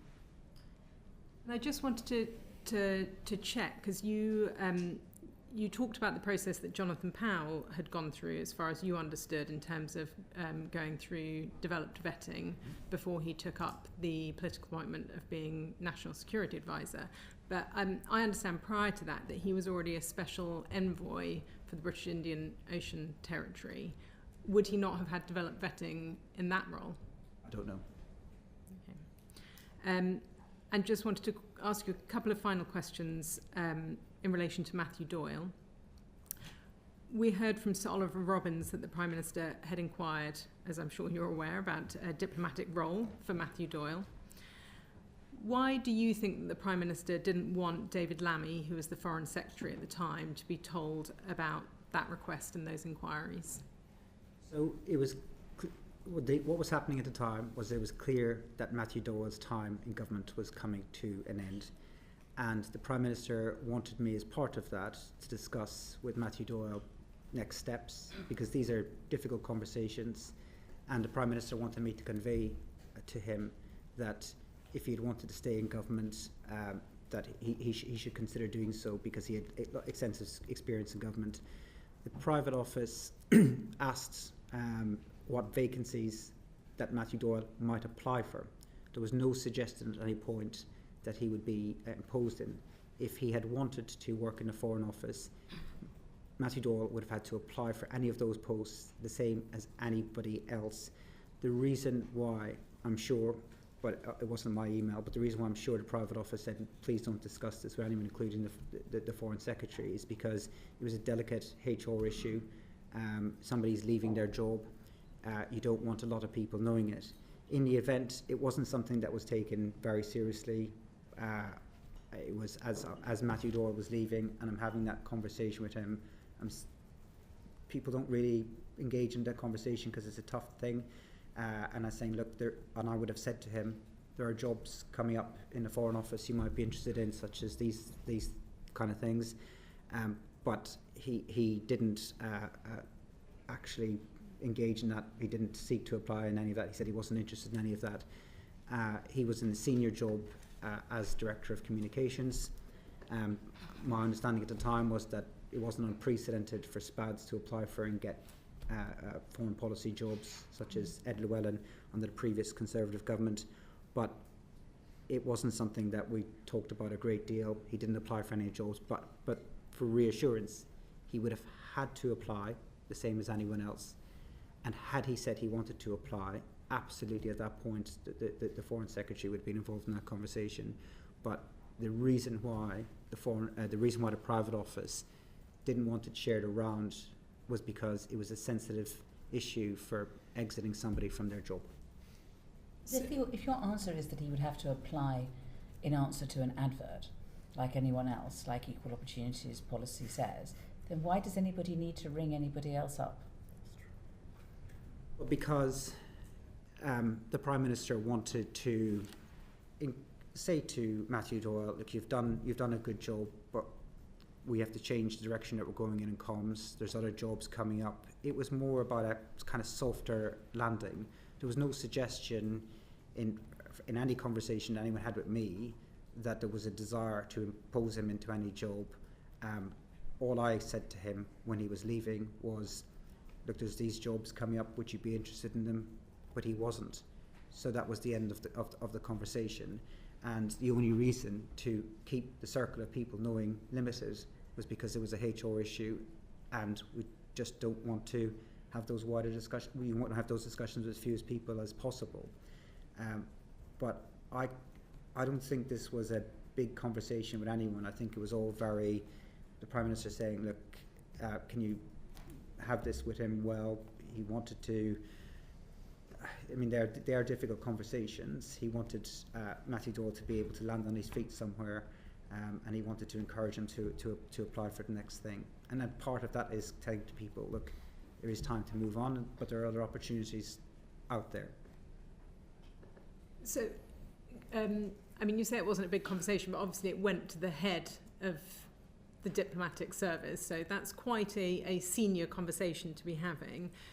In your answer, you say that you believe it was not told to David Lammy, the Foreign Secretary at the time, because it was a sensitive HR issue. Are you aware of any other discussions between Number 10 and the Foreign Office, the Permanent Under-Secretary, whether it was Sir Oliver Robbins or Sir Philip Barton, in which the Prime Minister on Number 10 asked for the Foreign Secretary not to be involved in the discussion? No. And would you say, how involved would you say that the Foreign Secretary was at the time in that decision to appoint Mandelson as the ambassador? He certainly would have had several conversations with the Prime Minister. I had conversations with him. I don't know who else he had conversations with. He was fine about it, wasn't he? Nobody was fine about it. Everyone could see that there was risks, and like everybody else, he would have flagged that there are risks. And I don't want to share with the committee what conclusions people came to, because I think it's for other people to say. You were there. I mean, you were there. There's no notes, you know. So we're just trying to understand how these decisions are made. We've got the Foreign Secretary. Here he is at a meeting. We're discussing whether or not Britain should send Peter Mandelson as ambassador to Washington. I don't see what's wrong with you telling us whether whether the Foreign Secretary thought it was a good idea or not. Because I can't remember precisely what people said, and like. Don't tell us word for word. Just okay. Like, did he say, "Okay, yes, let's do it," or did he say, "Actually, I've got reservations"? Like everybody else, he could see that there was cons and risks, and like everybody else, he would have seen. I had reservations too. Like everybody else, he would have had reservations. He'd have discussed them iteratively with the Prime Minister.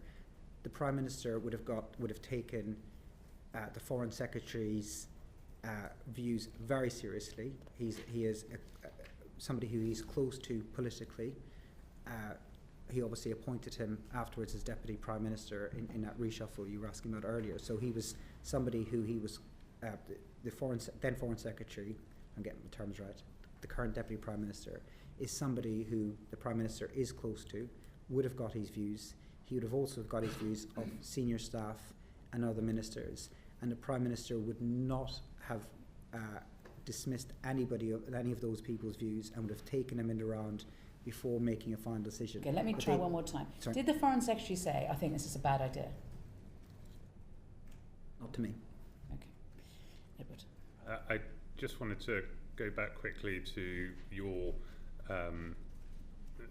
presentation of the conversation with Matthew Doyle, that in fact, if there were upcoming posts, ambassadorial posts in the Foreign Office, then he should consider applying for them.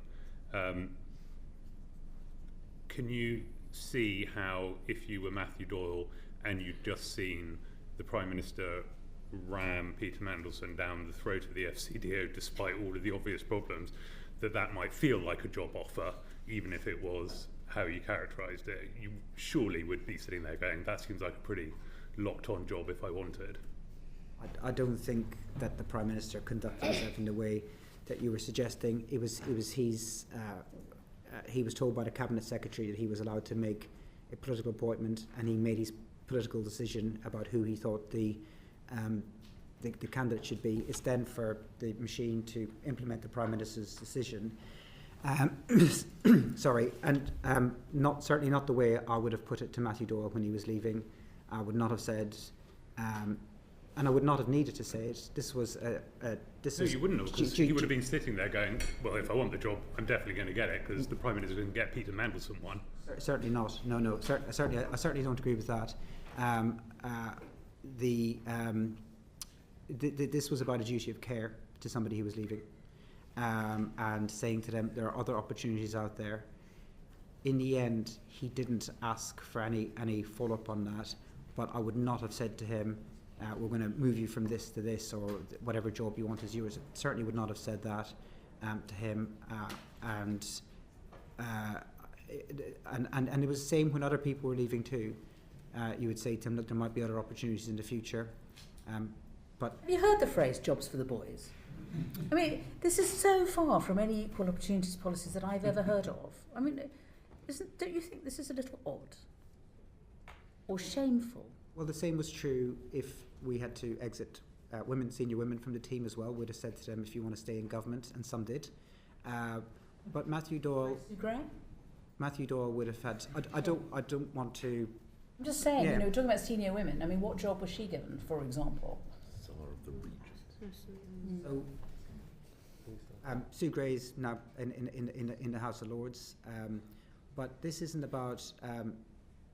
He wasn't promised a job, and had he applied for the job, then the Foreign Office would have considered his application the same as anyone else, and the equalities and all of the other necessary procedures would have had to follow in any direction. So he was. Sorry, Mr. McSweeney, that is not what Sir Ollie Robbins told us. Sir Ollie Robbins told us that Matthew Doyle's name was another one that was floated as a political appointee, which, given that when the Prime Minister politically appointed Mandelson, it was a lock, it would be fair to assume, if you're Matthew Doyle, that effectively the similar guarantee was being made to him. I wasn't asked to. I didn't send that email to him. It was the opposite, though, of jobs for boys. He was losing his job, and all I said to him was there might be other opportunities. It was never followed up, and I was not told by anybody, not by the Prime Minister or the private office, you need to go and promise him a job. It was just a simple duty of care conversation. You're leaving the job. There are other opportunities in the future. Do you want to explore them? And it was no, and that was the end of the conversation. Thank you, Chair. I want to take us back to a couple of questions that the Chair asked earlier in relation to Matthew Doyle. So on the 11th of December, the note to the Prime Minister, Director of Communications is recorded as saying that he was satisfied with his responses to questions about contact with Epstein. Matthew Doyle was the Director of Communications. Did you trust his judgment, given what we know about Matthew Doyle?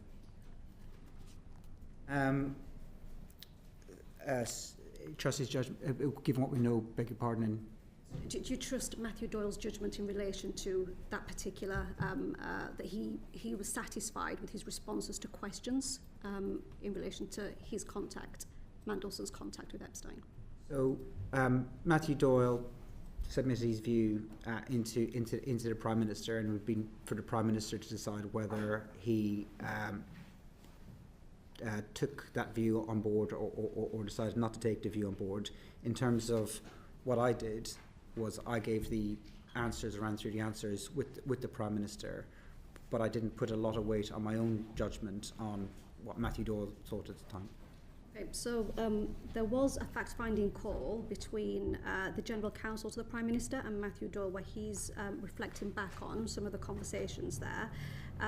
It's noted there that Lord Mandelson is a personal friend of Matthew Doyle, and that he had a number of conversations with yourself, many of which were one-to-one, and there was quite a lot of back and forth, which resulted in 3 specific questions. What were those 3 specific questions? So they were all questions that came from wanting clarification around the due diligence report, and on the point of who should have been asking him those questions. It's my view now that we should have asked PET to ask those questions. What were the themes of those 3 questions? So they were questions in relation to the due diligence reports, but they are questions that the police have now got that email, and so does the government, and so does Number 10. But they've asked for, at the time I was in Number 10, I was told that the police did not want these questions or their answers released. They will be released as part of the as part of the humble address process, but when the police are finished with it. So until then, I don't feel that I can say what the questions were. Okay, and do you think that given the scale of the appointment that 3 questions were sufficient enough to interrogate Mandelson? I think if somebody is being honest with you, then the questions would have been sufficient. If somebody's hiding, then whether you ask 3 or 5, if they're deliberately hiding something, or however many questions it might have been, then I'm not sure you got to the bottom of it. For purposes of appearances, and public appearances are important in this, I wish and I regret that I didn't ask PET to carry out those questions, but I'm not sure that they'd have got better answers given how he was choosing to answer these questions. I'm not sure they'd have got better answers at all. However, my hope at the time, was that, my thinking at the time at least, was that I'll ask him these questions and he should answer them honestly. If he doesn't answer them honestly, I don't have investigatory powers, and neither would PET.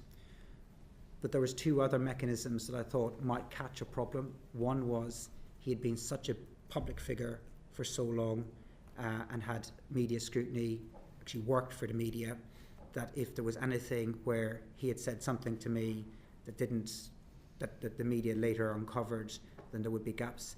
I also thought that DV would expose if there was any further risks, so I thought those were the other next steps where there was some safeguards in place.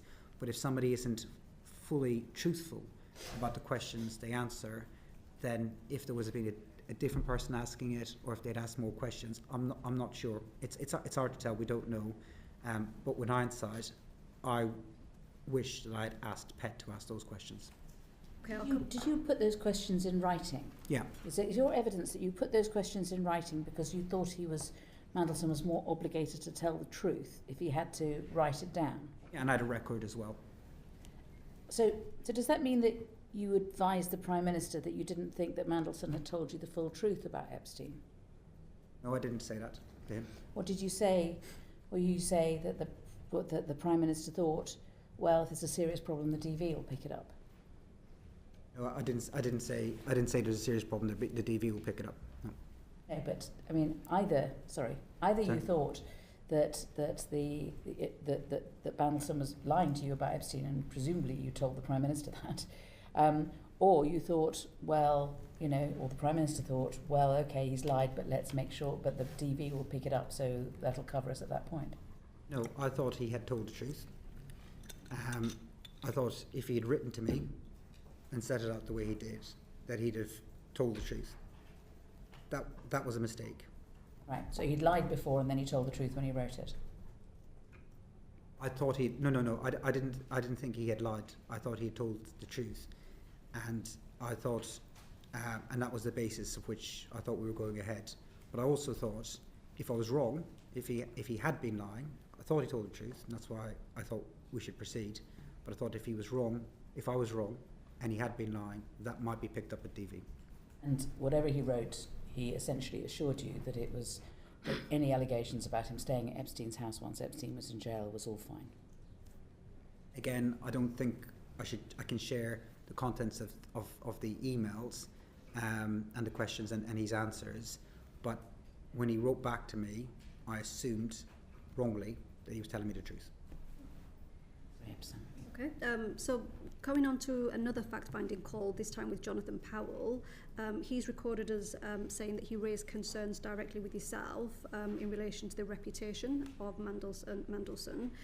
You responded back to him saying that the issues had been addressed. What issues had been addressed? I don't recall that conversation. Like everyone else, Jonathan Powell was saying that there was pros and cons, but I don't recall that conversation. You don't recall any issues being addressed? No. Okay. So I'll take us now to areas of conflict of interest in the due diligence checklist. So you said earlier that nothing jumped out at the due diligence stage and that you weren't aware of the extent of the problem. Did you look at the due diligence checklist in detail that was provided?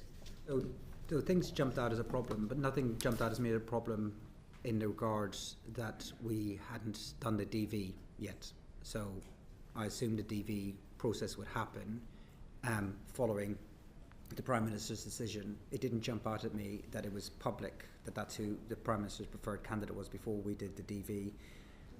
On regards conflict of interest, my assumption was that would be picked up with the Foreign Office when he was being employed, because when we had SPADs appointed who had business interests, that would be picked up by the Cabinet Office and not dealt with at a political level.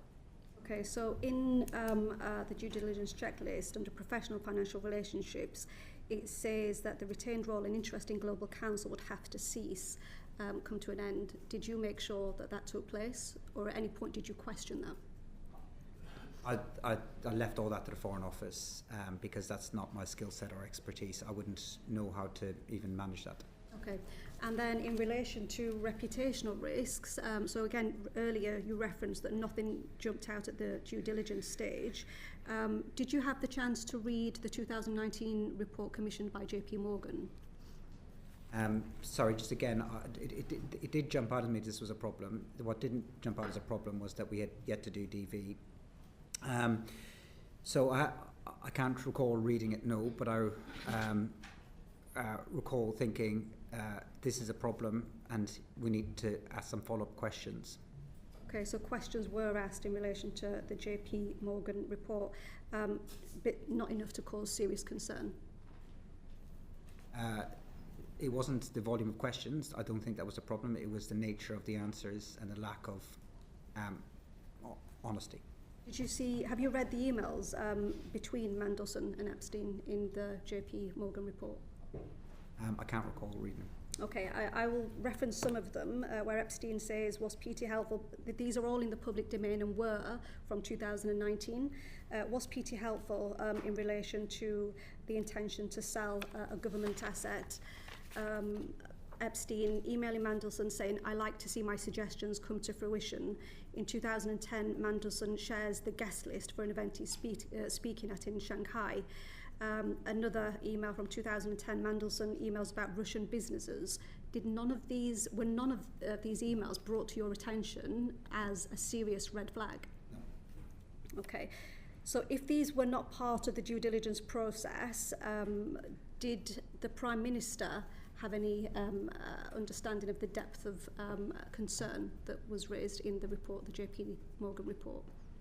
So he read the due diligence file. I don't know precisely what his overall views on it were. Nobody thought to bring it to the Prime Minister as well, the content of the report? Other than what I think he saw, I'm not that I know. Think that was a failing of your role as the Chief of Staff to bring it to the Prime Minister? I think that I would have expected due diligence to produce all the content that was available out there, and not for me to run a parallel process to look for other due diligence. So I didn't add my own further investigation to it. It was all in the public domain, so this is everything that the general public would have known. So this was not serious enough to require you to, first of all, look into the evidence, and secondly, report it to the Prime Minister. I didn't carry out any further investigations, and I think, looking back on it, I think that the DD process was surprisingly inadequate to me. We had so when we came in to government, we had introduced adding DD to appointments of SPADs, special advisors, which wasn't there before. We started to use other SPADs to do it because the process, I think, wasn't good enough, generally speaking, and this report, I think, was insufficient. And should I have asked further questions of the report compiling team, then I think that's fair. I think I should have. And final question from me. You said it was wrong to appoint Mandelson. Why is it wrong now, but it was right back then? I think the reason why I thought it was right then was because of his experience as an EU commissioner. I think what came out in September last year with the Bloomberg emails, I think the pictures and later revelations from the Epstein files shows that the nature of the relationship that he had meant that he was unfit for the job. I want to have another go at an answer that you gave, because I do feel as though you've contradicted it. I mean, I've got a note now. So my thinking at the time was that I'd put follow-up questions to him in writing, and that if a senior member of staff did that he would feel more obligated to give the truth and the full truth. I didn't feel that I got that back from him. But it wasn't my decision. It was the Prime Minister's decision. And he saw the DV as part of that decision. Sorry, let me correct myself. In September, I realised I didn't get the truth back from him. At the time, I thought I got the truth back from him. When I saw the emails and the pictures that came out and that were published from the Epstein files in September last year, that's when it really dawned on me that I did not get the full truth from him then. At the time, I thought he was telling the truth. If I didn't think he was telling the truth, I would have said, this guy is not telling me the truth, but I did think he was telling the truth, and that was wrong. So I didn't feel that I got that back from him, but it wasn't my decision, it was the Prime Minister's. You didn't mean any of that? No, I didn't feel that I got the truth back from him in September last year. Sorry, I might have mumbled my words. I got the answers back from him. I thought that he was telling the truth. When I gave that to the Prime Minister, I did so on the basis that Mandelson had answered truthfully. That was in January, or December, beg your pardon. And in September last year, it became clear to me that he hadn't told the truth. Edward. Thank you, Chair. Apologies if we're going over the same point here, but for the point of clarity, the due diligence report is produced by the Cabinet Office. You received that. Did the Prime Minister receive the full unredacted due diligence report, or did you summarise it, or did you brief him orally? What did the Prime Minister receive? He received the full report. You received the full report. And did you discuss the contents of the report with him? Yes, I believe so, yeah. Okay. And during that conversation happened at a point at which he had read the report, or there's a difference between receiving the report and reading it, I guess? Yes, he would have read the report. He read all these papers. Okay. Did he raise any reservations with you during that discussion? I can't remember particularly which ones, if he did. You wrote some clarification emails to Peter Mandelson, received those replies. Did those responses go to the Prime Minister? Yes. And did you discuss those responses with him? Yes, we would discuss those responses with him, and again, he would have considered them in the round. Okay. So he didn't. Did he express any reservations at that point about the appointment of Peter Mandelson? I can't remember what he said. You've talked about there being pros and cons to the appointment of Peter Mandelson. When you said you spoke to Jonathan Powell, you said that he raised pros and cons. When you spoke to David Lammy, he raised pros and cons. I'm just wondering, outside of Peter Mandelson himself, is there anyone who wasn't raising any cons? Is there any out-and-out advocates for Peter? No, but the same is true of quite a lot of appointments. What, the People have cons. I guess I'm going back to what you said earlier, which is that the Prime Minister talks to lots of people before coming to the decision himself, but so far everyone you've listed seems to be on the fence as to whether or not Peter Mandelson was a good appointment or worth the risk. I'm just wondering how you get to the point where you've got two candidates, and this is not to speak to the appropriateness of George Osborne in any way, shape or form, but you've got two candidates, one of whom absolutely everyone you speak to says, well, it's a coin toss on that one. So how does that end up being the candidate? So what I haven't said is what each individual person conclusion they came to, in part because I don't remember precisely and I don't want to unfairly represent anyone else's views.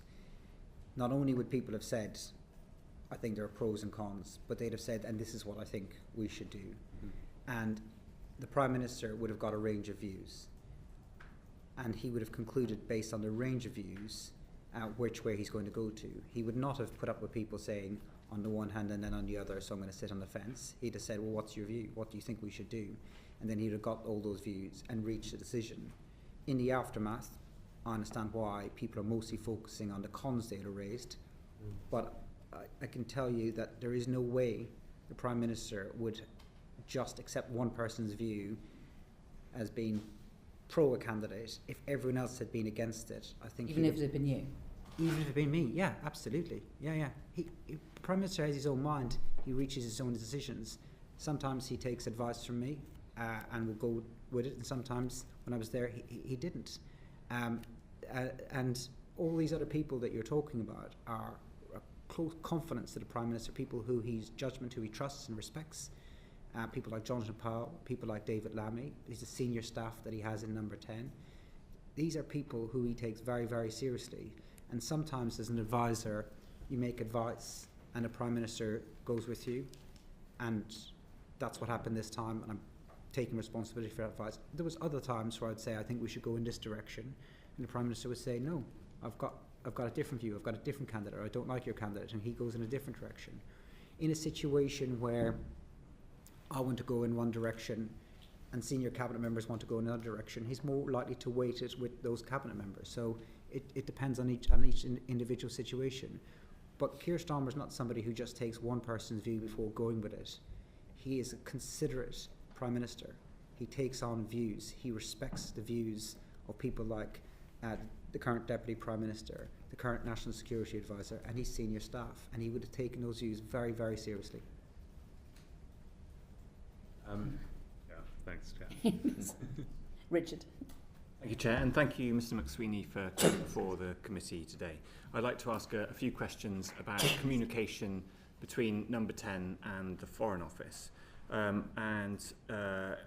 It was rumoured last summer, last autumn, that the communication between yourself and Sir Ollie Robbins was assertive, emphatic, sweary even, and you've denied that.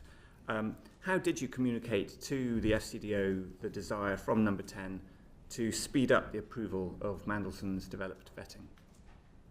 Thank you, and I'm glad to have the opportunity to answer this. I'm firstly very, very grateful to Sir Philip Barton for what he said about this swearing rumour. It is something that has caused me a great deal of stress for a number of months.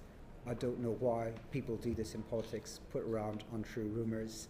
They phone lots of journalists. Those journalists then phone lots of politicians. That's how rumours get around. It is very, very corrosive. It's damaging for people's reputation, and a lot of people in Number 10 get that, and I think it's unfair for staff who can't speak for themselves. I'm grateful as well to the journalists, the vast majority of whom never covered that story because it wasn't true, and I'm so glad that Sir Philip Barton said today that I did not phone him, that he has no recollection of me swearing at him, and I have no recollection of swearing at him either.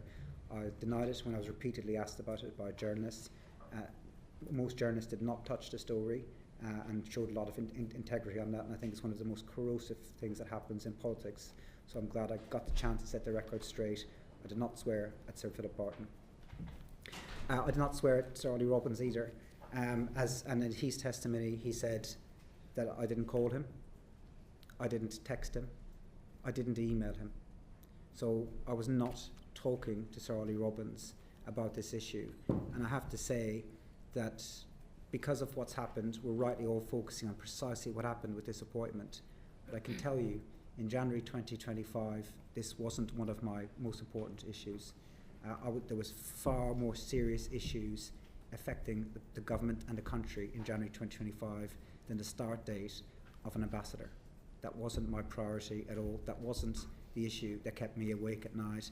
And if I was talking to officials at all generally at that level, it wouldn't have been about this issue. What happens, I think it's important that we unpack this idea of pressure, because there's been a lot of conversation about it. There is pressure in government every day, and most of that pressure comes from within inside you. Every civil servant, minister and SPAD I worked with woke up every morning feeling pressure to make the country better, wanting to move faster. The challenges the country face are great. That's where the pressure comes from, and rightly so. And Number 10's job in all of this is to make sure that the Prime Minister's decisions are acted quickly. But there is a real difference between asking people to act at pace and asking people to lower standards. And we never did that. We never asked people to skip steps at any part of the process. I didn't speak to, I don't think I spoke to Ollie Robbins about the appointment or the start date. I think I had a conversation, at least one, maybe two, with Philip Barton, but it was on a wider Zoom call. As he said, it wasn't on a phone call, but it was all about, can we do this at pace, not can we do anything improper.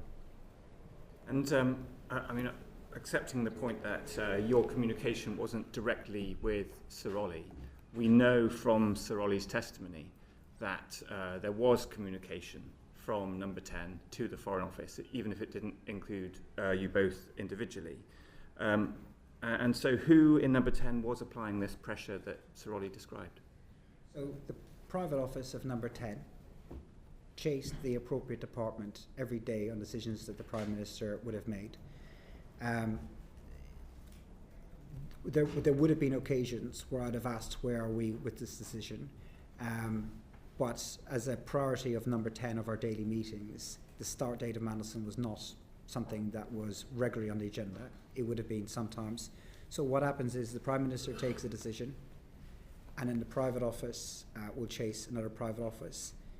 If it's a political issue, if there's a political barrier, then SPADs will chase SPADs, or occasionally it might elevate to talking to ministers about what's going on in the department. But in this case, the Number 10 private office would have chased the Foreign Office private office to see when this was happening. But none of the chasing would have been asking to skip steps, and I think that's very important, because we're talking about national security. And every single person that I worked with in Number 10 took national security very, very seriously. Everyone there knew what was at stake with national security and would not have played hard and fast with national security. Just want to repeat back to you a couple of lines from Sir Ollie's testimony to this committee last week.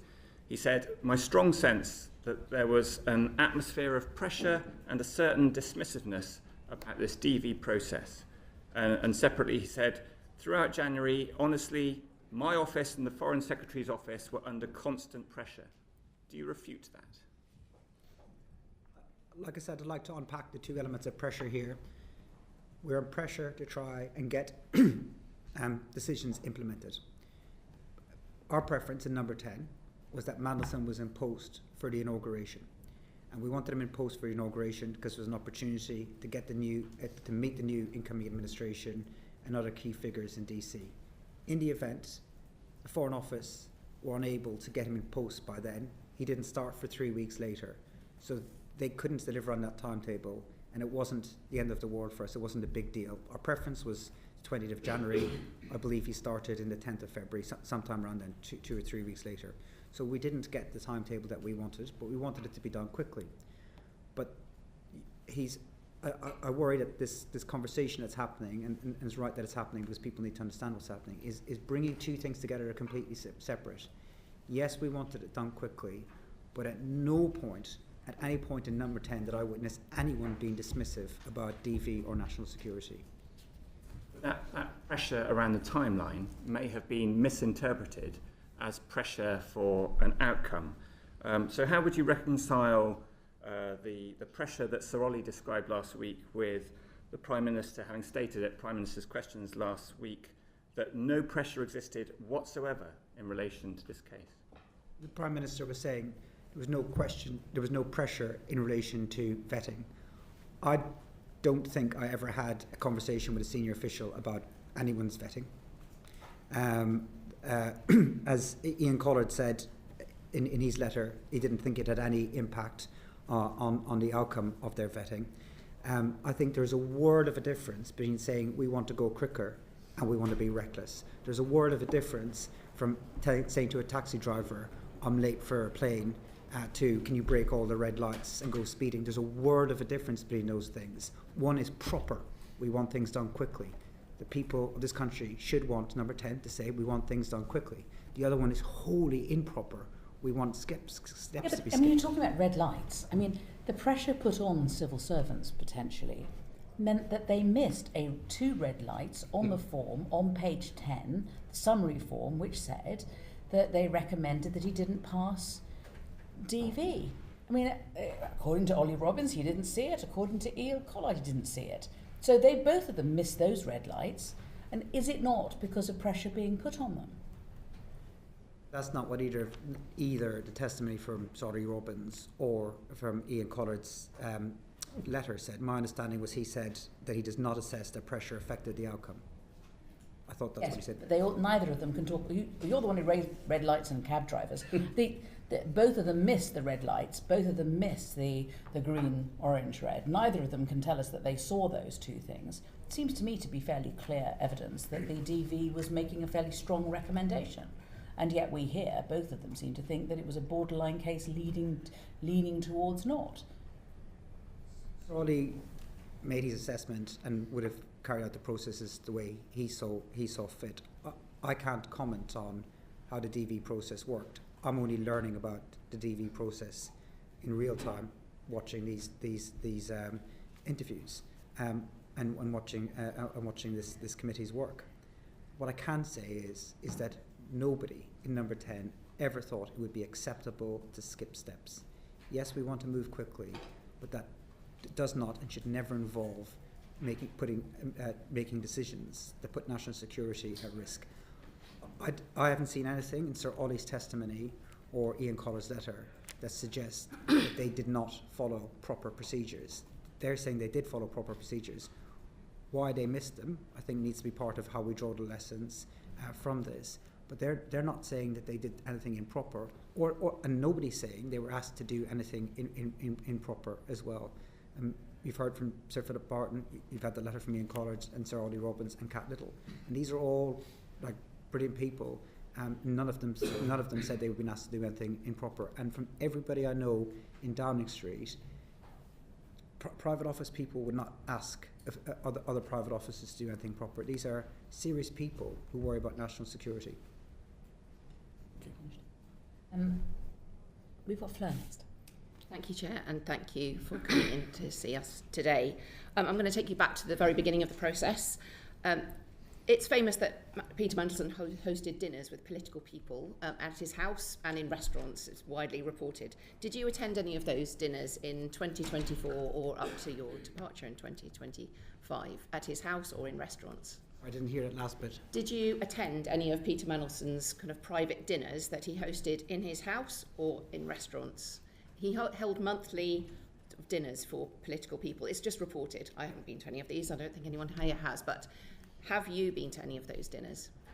So I've been to 2 dinners in his house. One was, I think they were both in 2024 with a wider range of people. I think 2, yeah. Maybe 1 lunch and 1 dinner, I think. In a restaurant in the whole 4 years I knew him, I think twice as well. I went for dinner with him.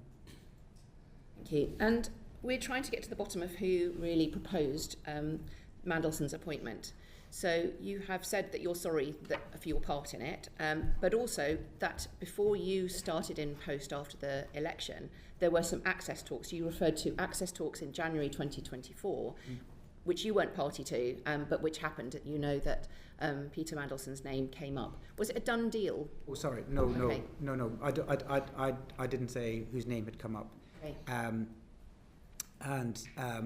So I spoke to Simon Case, Yep. trying to piece together what happened, and he said, I said to him, I recall there being a sense that we always seem to have wanted a political appointment. I said, when did you first remember this? And he said January, February 2024, that Simon Case asked the Prime Minister's access team what they thought about the US ambassador. They were replacing Dame Karen Pierce.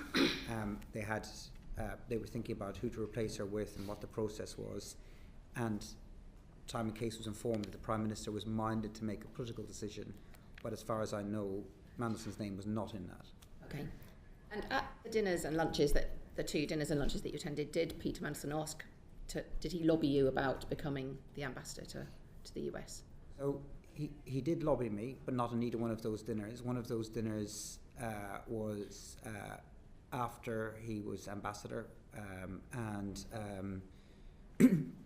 I should say also I had dinner when I went to the US in the embassy. But he did lobby me, but I don't think at the dinners, no. And the process you've talked about with George Osborne and Peter Mandelson were the two names in play. How far did the process of George Osborne's potential appointment that then didn't lead on, go? Did he have due diligence assessment made of him? Yes.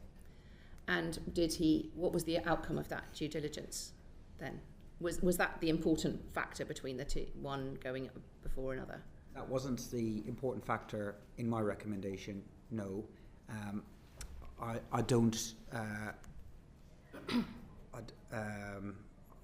can't remember what the due diligence said for George Osborne, but it was carried out. I spoke to both of them, and the prime, and yeah, I think it was similar. Okay, and your due diligence meetings with Peter Mandelson, and you subsequently asked for more in writing. How many times did you meet him, or how long were your meetings with him for the due diligence? None. The due diligence report was carried out by PET. All by PET, and then by writing to you? No. So PET carried out the process. Like I said in my resignation letter, I think there's a lot of lessons to be learned from this, and I think that the way that whole process works isn't up to it. I think there should be, as default, an interview with the candidates for something like this. There wasn't. I was given a report, or the Prime Minister was given a report by the Propriety and Ethics team, which was the due diligence report. That was conducted by them without any involvement of me. They gave that to the private office. I then followed up with some questions, but apart from that email, that was the only part I played in it. So that was the due diligence report that's now in the humble address papers that we've all seen. Is that the report you're talking about? Minus my email. Isn't it? Okay. Do you think the violence against women and girls aspect of this, and I absolutely appreciate you talking about the victims and survivors of Epstein right at the beginning of that, they are very much, and I think I can speak for the whole committee, on our mind as well. Do you think the violence against women and girls aspect of this, the relationship with Epstein, was downplayed during those conversations that you had with the other people advising the Prime Minister and with the Prime Minister at that time? I think it should have been a lot more to the fore, and I know it's something the Prime Minister takes this issue very, very seriously and has done for a great number of years, and I think it should have been way more done so at the time, is my view. But my understanding of the nature of the relationship that Mandelson had at that time, not what I now know, was that he wasn't somebody who had defended Epstein. He wasn't somebody. He was very apologetic from having made kept contact with him. He was very regretful for it. But I think it should have been. I do agree. It should have been much more to the fore at the time. I know you weren't there in the interview. Do you think he was asked enough open questions, or the ability to give the full extent of his relationship? There's no doubt he was. At a lot of stages. I mean, this was somebody who was in the public eye. There is no doubt. And finally, for me, about the documentation of this process. Decisions of this magnitude should not be done informally, kind of on the sofa. At previous committee sessions, members, we have become aware of a lack of some of the papers, and today it's been referred to the Prime Minister receiving a lot of views. We don't have any paperwork of that. The Foreign Secretary being involved a number of times. We don't have record of that. We don't have record of the George Osborne side of this, and there are other parts. Do you accept that this was not documented well, and why do you think that is? Yeah. So I think government is conducted with conversations as well as papers. Prime Ministers should be able to phone people up and say, what do you think about something? I think it's right that decisions are recorded. It's difficult for me to say what's the appropriate level of recording the decisions and the minutes, because it's not where my expertise is. I think there certainly needs to be enough that people can see enough of a paper trail, but I also think it's appropriate for the Prime Minister to say, look, I want to get someone's views, I want to have a conversation with them, but those conversations are not the same as where he makes the decisions, and I think there needs to be enough recording around those, but it's not my area of expertise. That sounds great, except that the decisions themselves weren't recorded. That's the point. You know, so, and I come back to the point. I mean, I know you say it's all the civil servants' fault and not yours, but you were in charge of that office where they weren't recording decisions being made. They were recording decisions being made on a pretty regular basis. Just haven't told us about them. I saw regular paperwork on a whole bunch of decisions. If I've in any way slighted the people I worked with in number 10, please forgive me, because these were the most wonderful people, very serious people. I'm sure they were, but I just want to see I just want to see evidence of decisions being made in relation to Mandelson and how those decisions were made. And we just, we have the humble address, we have all this paperwork coming out, we haven't seen any evidence of how these decisions were made. We're having to take the memories of witnesses that, as we can see, are different. Anyway, I'm sorry, Edward, you have another question. Sorry, Chair. Yeah, I just wanted to, return to your original questions at the opening, which is when you're talking about the timeline and that prior to coming into government, in meetings with Simon Case, you're saying that the Prime Minister is already minded to make a political appointment. And according to what you said at that point, no names were being discussed. But why was the Prime Minister already thinking about making a political appointment when, to this particular post, when we didn't know the outcome of the election, there was somebody good currently doing the job, and a shortlist process for a diplomatic candidate had already been run? What is the logic to saying that job there I might make a political appointment to? So I don't think I said there was no names being discussed. I don't know what names Simon Case did discuss. That I just don't know, because I wasn't in that conversation. In January 2024 and February 2024, my total focus was on the election, and I was very reluctant to have any conversations with anybody about who would do what job if we won the election, because I didn't like that kind of talk. That's fine. I'm just wondering why already, prior to the election, is that there is going to be a political appointment? He didn't discuss it with me. I wasn't intimately involved in preparation for government work. I didn't have a view. I don't remember even having a view of it at the time. The Australians did something similar with Kevin Rudd. I don't know where the origin of that idea came from. Because to the Chair's point about this looking like it was a railroaded decision, you've already got, prior to the election, the PM identifying that position as somebody who wants to make a political appointment to. You've then got two candidates, and again, not to speak to the suitability of either of them, but one of them is a friend of Jeffrey Epstein. I'm assuming the other one isn't. And everyone you speak to is giving you pros and cons as to, is the other one actually a stooge? Is George Osborne just on there as so that you've got a tick box exercise? There are two candidates because you've gone through this entire process, ignoring all of the red flags, with all of the due diligence, with every conversation with every single person, saying, well, it's a difficult decision. There are pros and cons to that one. Are they also saying there's pros and cons to the other one? And does it not just come down to which one is a friend of a paedophile?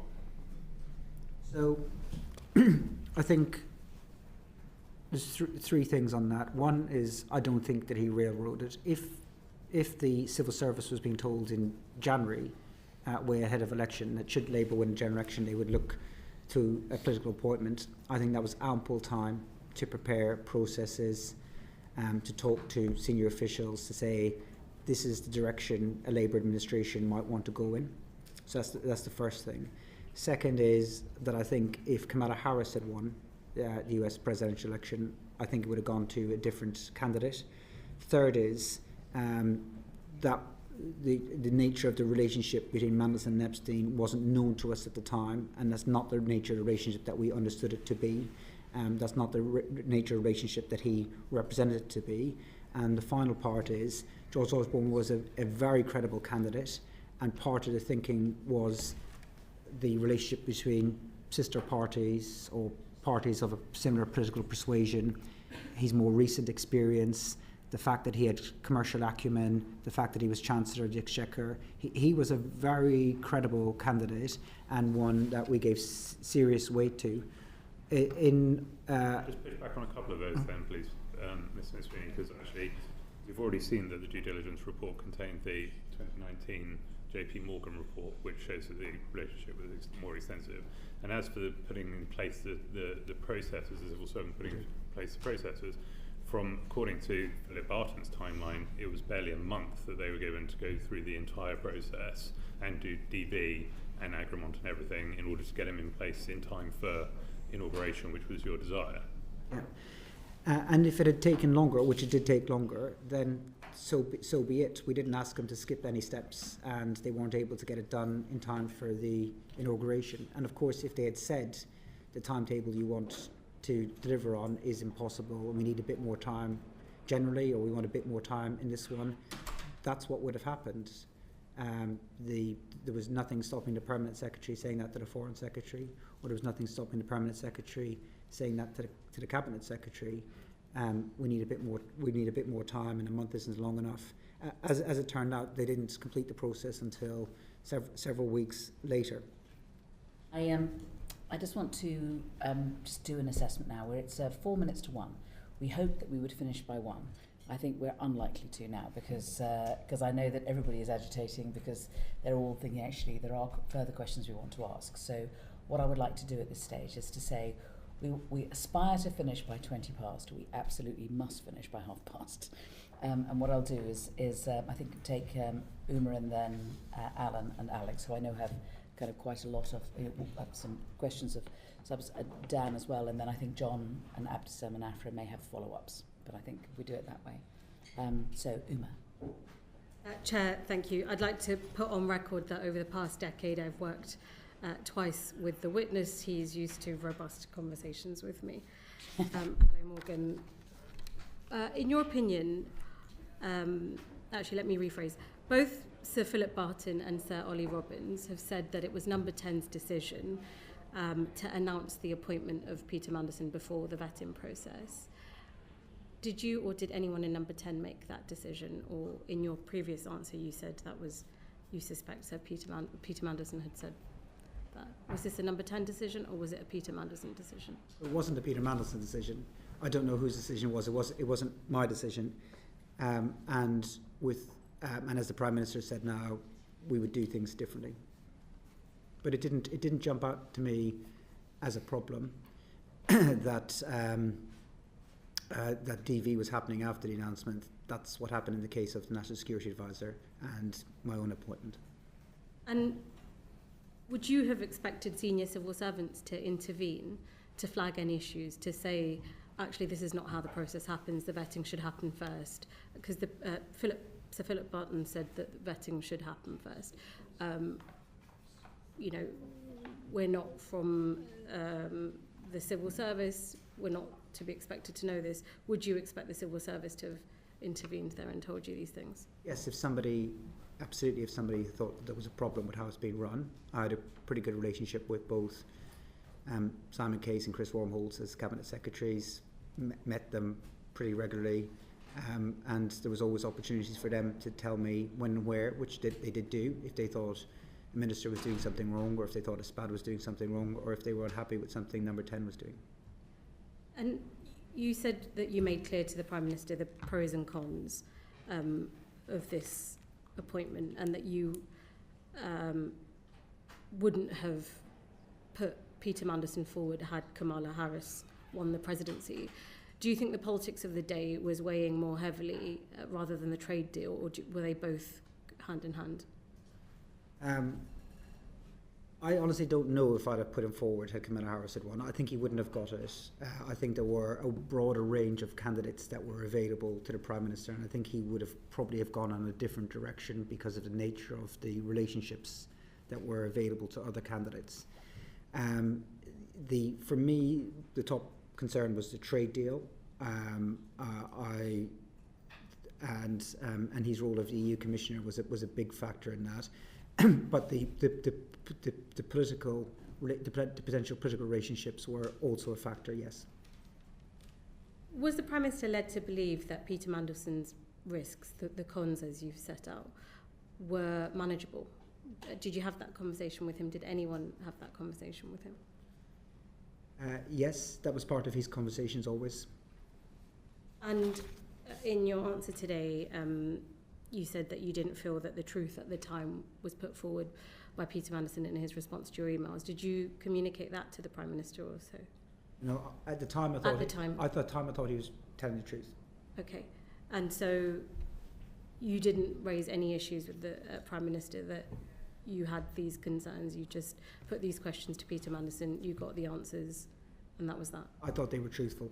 Okay, and I asked Kat Little this question. I asked her if the developed vetting would have brought up the information that Bloomberg had in their leaks, really grave issues of Peter Mandelson sharing information about a market-sensitive matters when he was then in government, which is huge and a betrayal of this country. If that had been put to you, would you have ever considered Peter Mandelson? Not at all, no way. And one of the things that subsequently surprised me, I would have assumed that, and maybe they did, but I would have assumed that our Foreign Office would have been in contact with US counterparts to see what information they held on him. But absolutely no way would he have come close to Number 10 or any job in this government had that been known. And it looks like you've been following our evidence sessions closely. You've seen these traffic light boxes, the UKSV red boxes. It turns out every stage of this process had never actually seen the boxes until this was leaked. So it's a bizarre process all round and one that doesn't seem fit for purpose. Had any of these issues been raised with you by the developed vetting, by the FCDO, by anybody? Had they been put to you as the Prime Minister's Chief of Staff? No, they're completely compartmentalised from SPADs, and as it turns out, more from ministers than I thought it was too. And I think it's quite right that it's compartmentalised for SPADs. I think that there are clearly a lot of things that need to be learned about how all these things will work, but there is no way that anyone in the Foreign Office would have discussed DV, anyone else's DV with me at any point. So I think there's a lot that needs to be learned by this whole process. But and I said, and I felt at the time when all this came out in September, that look, I know what I did wrong. I know the judgment calls that I made that were wrong. I'll live with them for the rest of my life.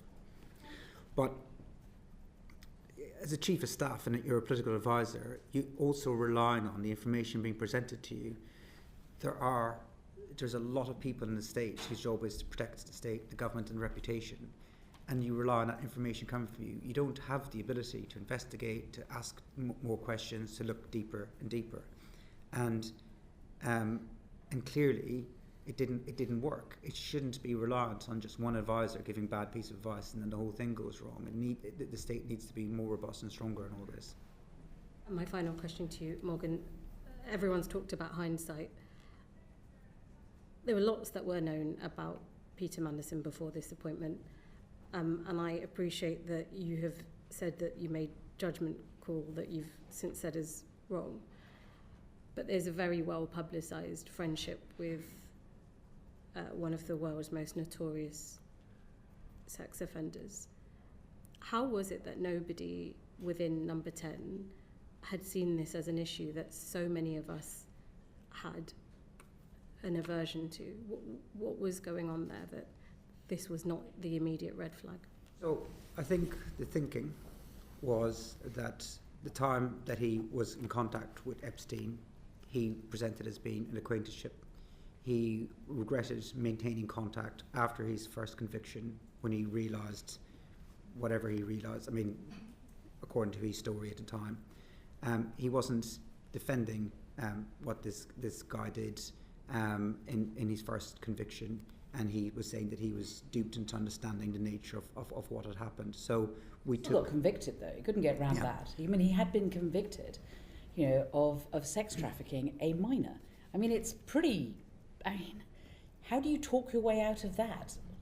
Once a friend has been convicted of that, surely they're no longer a friend, let alone staying in their flat. Yeah, I don't have anyone in my life like that, but he didn't... He did, you promoted him as being the next ambassador to the United States. He didn't say that he was a friend. He denied that he was a friend. He tried to say he was a passing acquaintance, that he was somebody who didn't really know enough about to ask questions. And the due diligence said otherwise? The due diligence didn't say he was a friend, and Mandelson... Stayed in his house. The due diligence said he stayed in his house. All right, Alan. Thanks, Chair, and thanks for your time, Morgan. I think you said earlier that you thought the DV process might also pick up untruths or misrepresentations by Peter Mandelson. Do you know if the answers that he gave you on the Epstein follow-up or the due diligence report was sent to the DV system, the officers, to use as evidence to check the kinds of answers he'd given you? I don't know. Thanks. Thank you. Alex. Thank you, Chair. So we heard from Sir Philip this morning that he felt the speed of the appointment was unnecessary. Karen Pierce was doing a good job. The administration would take some time to set up. And Ollie Robbins, in his evidence, said the whole process felt weirdly rushed. So why did you push for such a short timeline between the announcement and the appointment? I didn't. Did Ollie Robbins say it was weirdly rushed? No, Jonathan Powell did. Jonathan Powell, okay.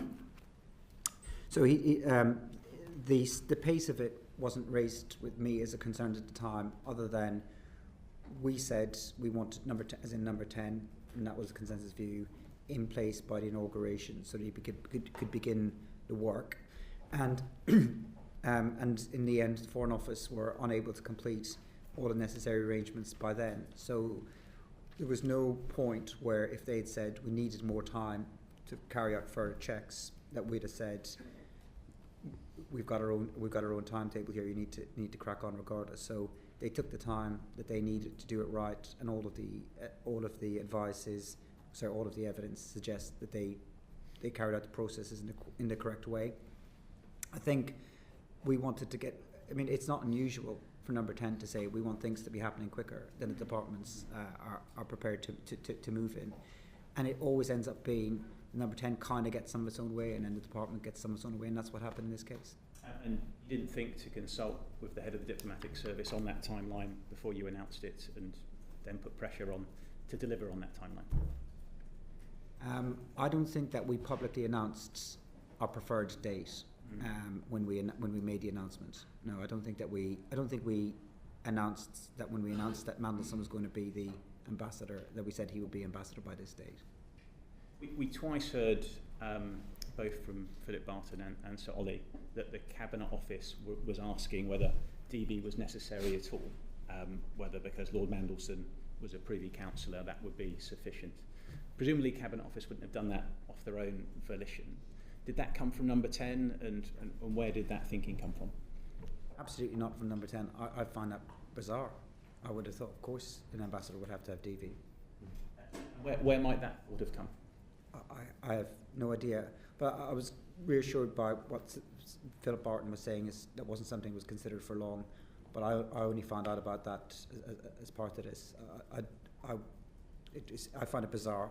I would have assumed that, of course, the US ambassador should have DV. I don't know how serious of a suggestion it was by anybody. You said yourself, because you were appointed without DV and the National Security Advisor was appointed without DV, it wasn't unusual. Do you think that the number 10, when you were Chief of Staff, had a dismissive or an uninterested approach to security vetting because of your own experiences? No. I think everybody in number 10, because of what you learn in that job, takes national security more seriously than any other issue. When you were appointed after the election, what level of security clearance did you have? I think it's common practice for ex-civil servants to not talk about the security clearances they had, and I'll continue that practice, because when you're in post, you're told you can't say what clearances you have. I had all the necessary clearances to do my job, and I saw whatever papers I was given, and that process is managed by civil servants. Okay, so you had DV at the point that you were appointed as Chief of Staff to the Prime Minister? I don't want to say what my security clearances were, but I had all the security clearances I needed to do my job, and I completed the forms and the processes and the interviews the same as anyone else. I mean, this whole thing is about security clearances, developed vetting. We've had a long conversation about the process. I think if you had developed vetting at that point when you were Chief of Staff to the Prime Minister, you would be able to tell us. And I'm surprised that you're not telling us. Because what I understand from speaking to civil servants is that the practice is that they don't share what security clearances they had. I'll follow that practice, but only to say that I had all the necessary clearances to do my job, to read the papers I read, to attend the meetings that I attended, and that I completed every form and everything that was asked of me in all of those processes. And do you think that attitude, because it's a different process for SPADs than it is for civil servants, and I got DV when I was in the Foreign Office, as I think every other person does, do you think that contributed to you trying to expedite the process and having an uninterested attitude towards Peter Mandelson getting DV? Not at all. I think there would have been no suggestion from anyone in number 10 to skip steps or to take any risks on national security. But at the same time, I wouldn't have asked the Foreign Office about how someone's security clearance are going, because that's not something the Foreign Office would discuss with me. There are photographs taken, though, of people wearing their passes, and they're different colours. So a green one is DV and an orange one is the lower level. And so there's a photograph of you with a green pass, but not when you first took over the job of being Chief of Staff. So when did you apply for your DV, and how long did it take for you to get it? I don't recall.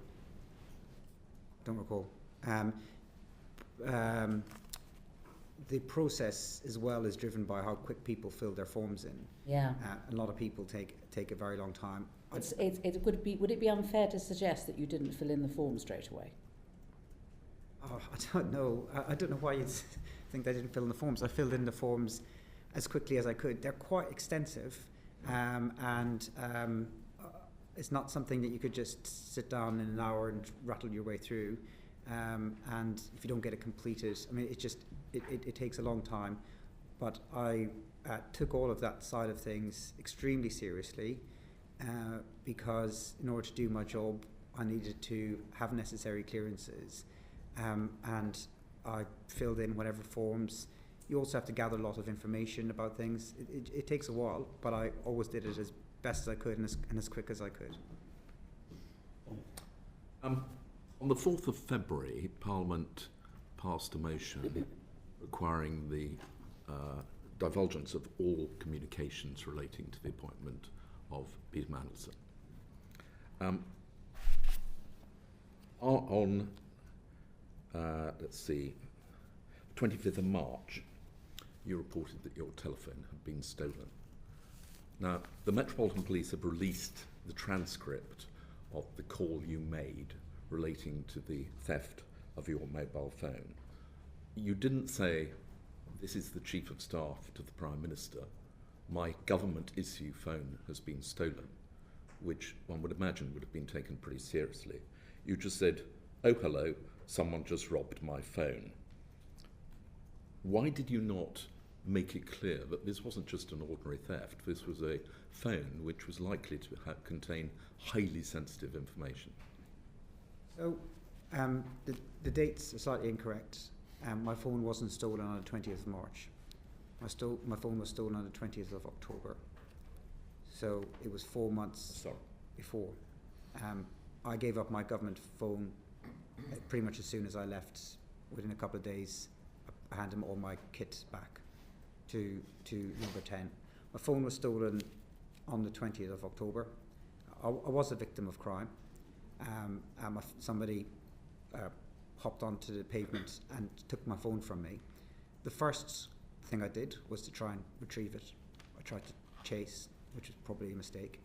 The next thing I did was I phoned number 10, and I would have gone with whatever they told me to do. Now, I thought at the time that they would be able to track the phone, and that's what would happen, given, as you say, what's potentially on that phone, and that was my assumption. I then called 999. If number 10 had told me, "You need to tell the police, or you need to tell the call handler what your job is," I would have done so. But otherwise, I didn't do that as a matter of course. I didn't, in any part of my job, go around saying, "I'm a very serious and senior person." If number 10 had asked me to do that, I would have done that. I also thought, wrongly, again at the time, I thought a squad car might come by and I could explain a bit more if the squad car had come by. And then I made further phone calls to number 10 where I'd hoped that they could track the phone and I could tell the police where that phone was. And like you and like everyone else kind of reading about this, I was quite surprised by how limited the security is around Chief of Staff's telephone. One of the reasons the squad car didn't come round may be because you gave the wrong location. You said you were in Belgrave Street, which the operator interpreted to be in Stepney, and said, you said he turned left, there's a park on top of the road, and the operator said, "Stepney Green Park, okay?" And you said, "Yeah, he turned left there." That wasn't anywhere near Stepney, it was in Pimlico, I understand. So I also said I was in Westminster.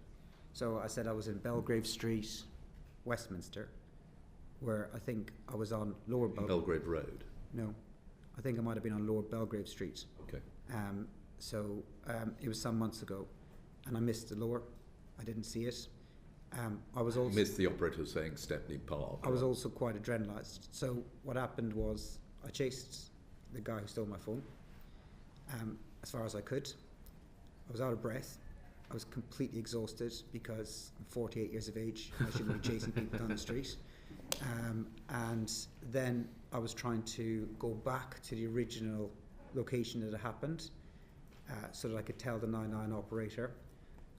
As I was following the guy, he turned away from a park that I could see in front of me, and as I was coming back to try and find the original location, I just assumed that the call handler was looking at it on the map. I haven't heard the audio.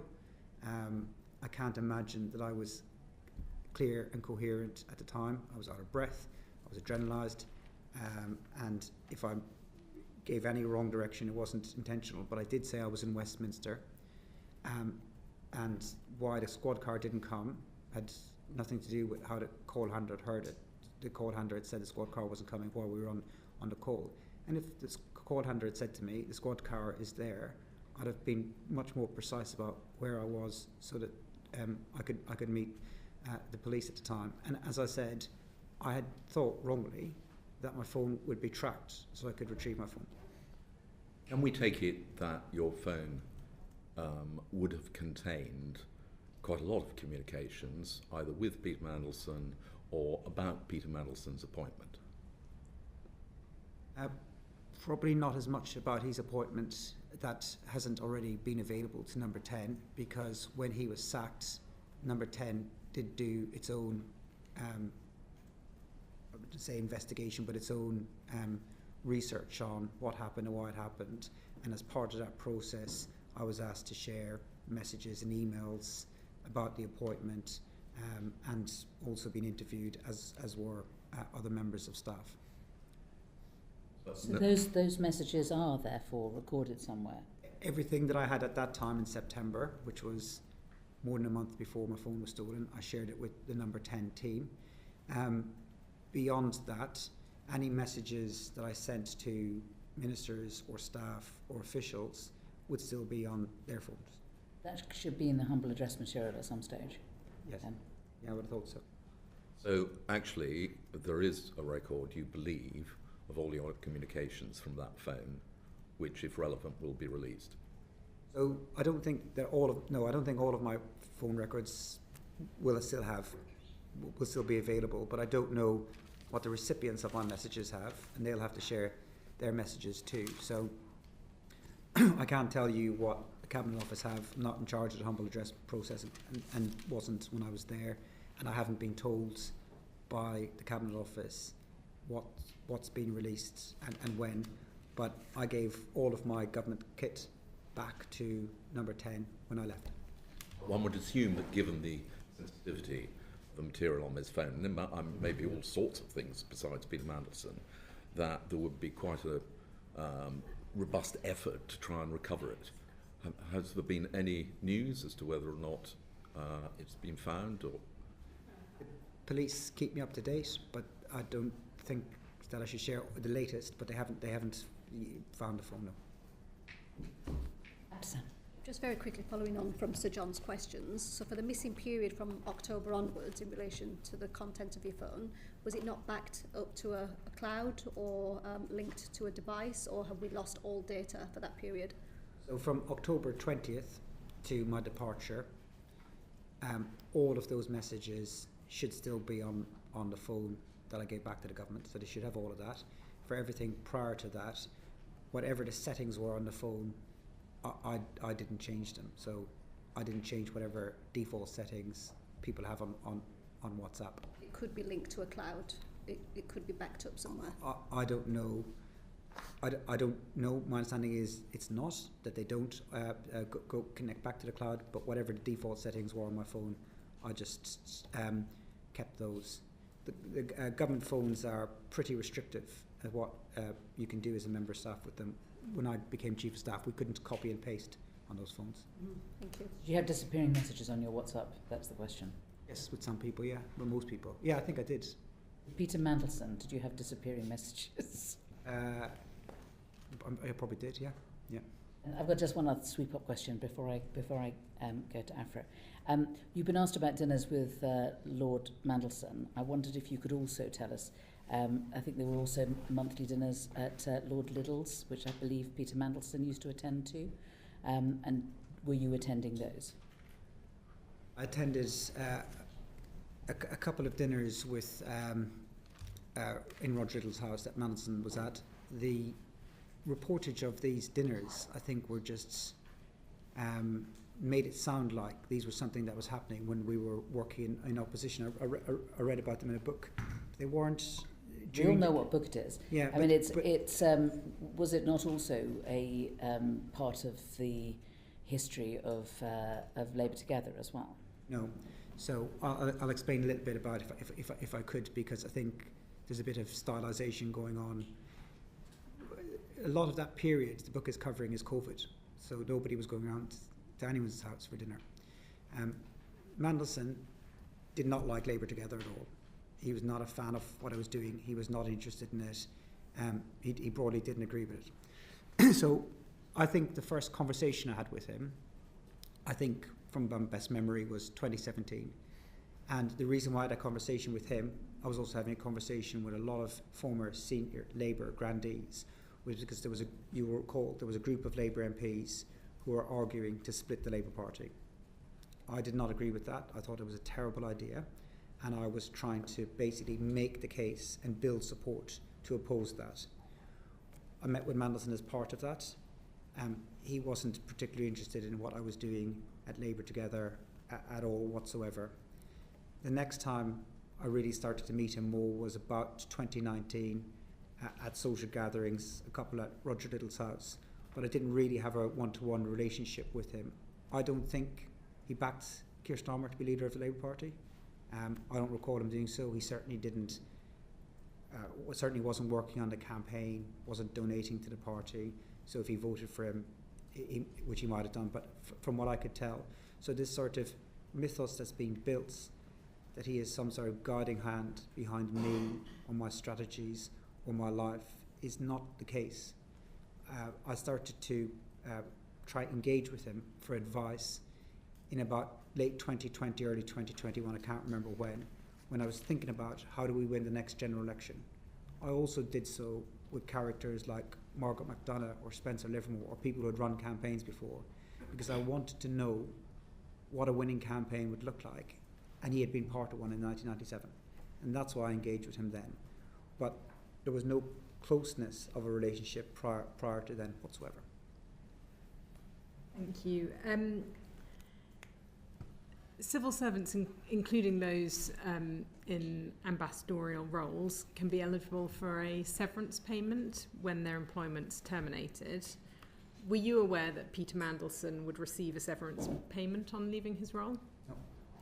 So at no time until it came out in the media were you ever told or aware that he would get payment? You weren't consulted at any stage on the terms of his departure? I wasn't consulted on his departure. I don't know if I was aware, but I wasn't consulted or didn't give a view, wasn't asked for a view. Okay. And were you aware whether others in number 10 were considering whether making a severance payment would reduce the likelihood of Lord Mandelson potentially becoming a public critic of the government? I don't know. His contract is with the Foreign Office. Okay. So you don't recognise the kind of reports that there may have been emails that said that if they paid him off, it would limit his reputational risk? Just what I read. I wasn't in those conversations, so I don't know much about it, I'm afraid. But do you believe those conversations may have taken place? I don't know. Okay. Not with me. And I think you just got... Just for the record, I attended a dinner at Roger Little's with Peter Mandelson, I believe after he was appointed ambassador. And was Morgan McSweeney there? No. That's the last question. Thank you very much. Thank you for your time. I'm sorry we've taken so long. If we could, everyone could remain seated for the moment. Order.